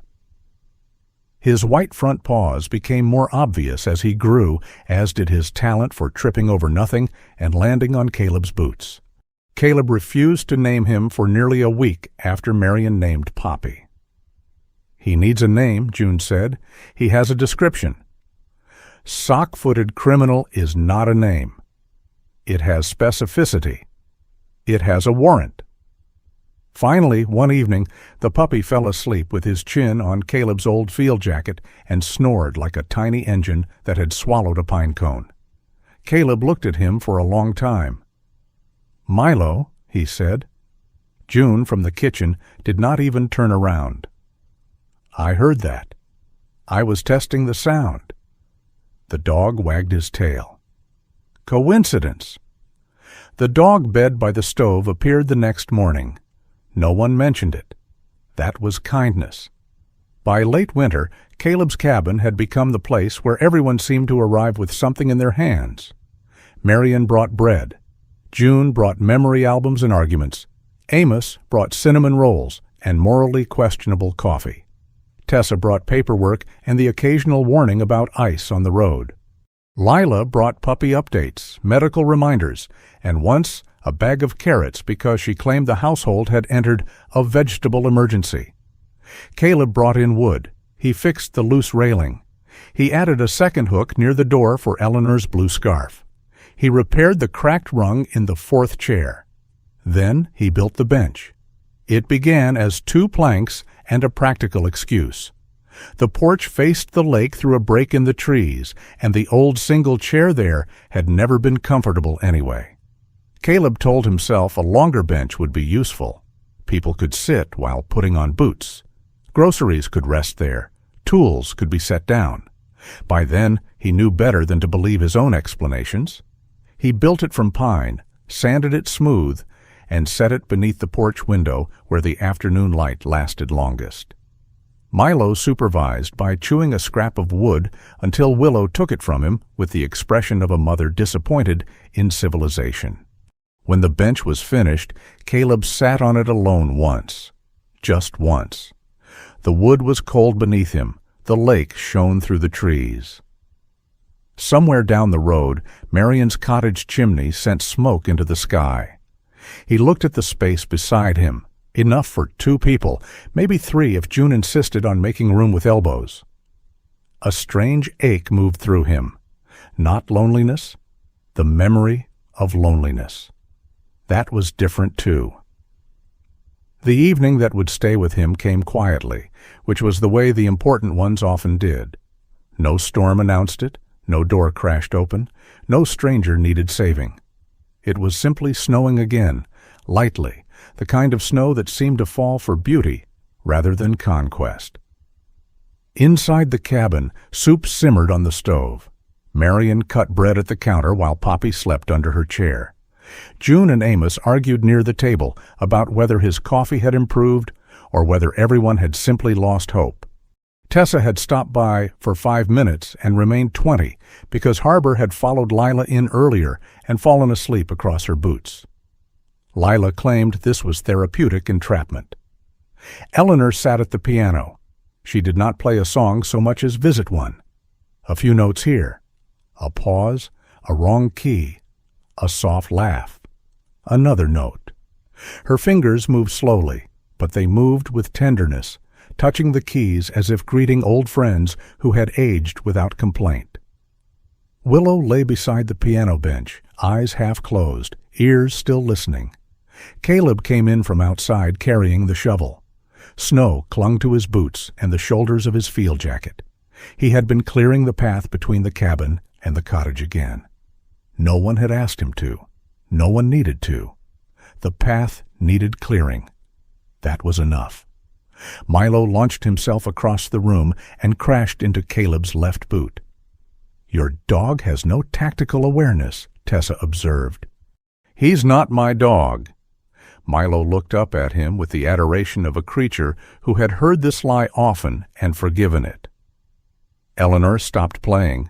She turned on the bench and looked at Caleb for a long moment.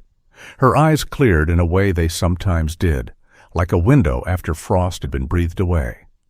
The room seemed to feel it. Marion lowered the bread knife. June stopped mid-argument. Willow opened her eyes. "There are houses we are born to live in," Eleanor said softly. "And there are houses we must get lost to find." Caleb stood with the shovel in his hand, snow melting on the floor. No one moved to wipe it up. For once he did not apologize for being the reason something was messy. Eleanor smiled at him, then glanced toward Marion, Willow, Milo, the soup, the piano, the crowded table, the extra chairs. "This one took the scenic route," she added. Amos cleared his throat. "Most grace does." June looked at him. "That was almost good." "I've been practicing." Marion carried a bowl to Caleb and set it on the table. "Eat before it gets cold." He stared at the bowl. Soup.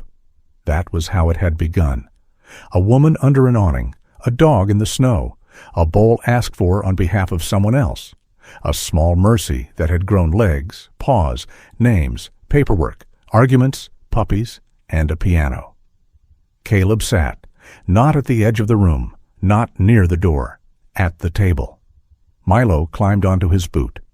Willow sighed. Eleanor touched the piano keys again, and a few notes drifted through the room, uneven but warm. Outside, snow softened the porch, the road, the bench, the world. Later, after everyone had gone or settled into sleep, Caleb stood by the front door with a small brass bell in his hand. Marion had found it in an antique shop near the pharmacy. It was simple, round, no larger than his palm, with a clear sound that did not startle so much as announce. "For the door," she had said. Not an alarm. Just a sound. Caleb had understood. He fixed it to the inside of the front door, low enough that if Eleanor opened it during the night, the bell would ring. Not shrill, not accusing, just bright, a reminder. Not that she had done wrong, that someone was near. He opened the door once to test it. The bell rang softly into the cabin. Willow lifted her head from beside the stove. Milo blinked from his little bed. Eleanor, half asleep in the chair, smiled without opening her eyes. "Arthur?" she murmured. Caleb paused. Then Marian's voice came gently from the guest room doorway. "No, Aunt Ellie, it's Caleb." Eleanor's eyes opened a little. She looked at him, not fully recognizing, not fully lost. "Oh," she said. "The tall one?" Caleb nodded. "That's me." "Did you bring in the apples?" "No." "Pity." Marian laughed quietly. Caleb closed the door, and the bell gave one last soft note. The next morning he found Eleanor on the new porch bench, wrapped in her navy coat, Willow lying at her feet. Marian sat beside her with Poppy in her lap. Milo had climbed halfway under Caleb's arm as soon as he sat down, convinced the bench had been built for him personally. The lake shone beyond the trees. Snow still covered the earth, but here and there dark ground showed through. Caleb looked down the cleared path toward Marian's cottage, then back at his cabin. For years he had cleared snow so he could leave. Now he cleared it so people could come home. Eleanor rested one hand on Willow's head and one on Marian's sleeve. Caleb sat beside them, Milo warm against his leg. No one said the word family. They did not need to. The bench held. The bell waited. The soup pot inside would be warm by noon. And in the coldest season of his life, Caleb Rourke finally understood that kindness was not always a rescue performed in a storm. Sometimes it was a path shoveled before sunrise, a chair repaired without announcement, a doorbell made gentle, a bowl kept warm, a dog who stayed near. Sometimes love did not arrive like thunder. Sometimes it came in with wet footprints, puppy breath, a forgotten song, and an old woman asking for soup. And sometimes, if a lonely man was brave enough not to close the door, it stayed. Sometimes healing does not arrive as one great miracle. Sometimes it comes as a cleared path through the snow, a warm bowl of soup, a loyal dog who stays near, and a door left open just enough for love to enter. This story reminds us that family is not always found in perfect memories or perfect homes. Sometimes family is built by the people who choose to show up again and again with patience, kindness, and grace. If this story touched your heart, share in the comments who has stayed near you during a hard season of life. And if you'd like more stories of loyalty, hope, and quiet miracles, please subscribe and join us for the next one. May your home be filled with peace, and may God place gentle companions beside you when the road feels cold.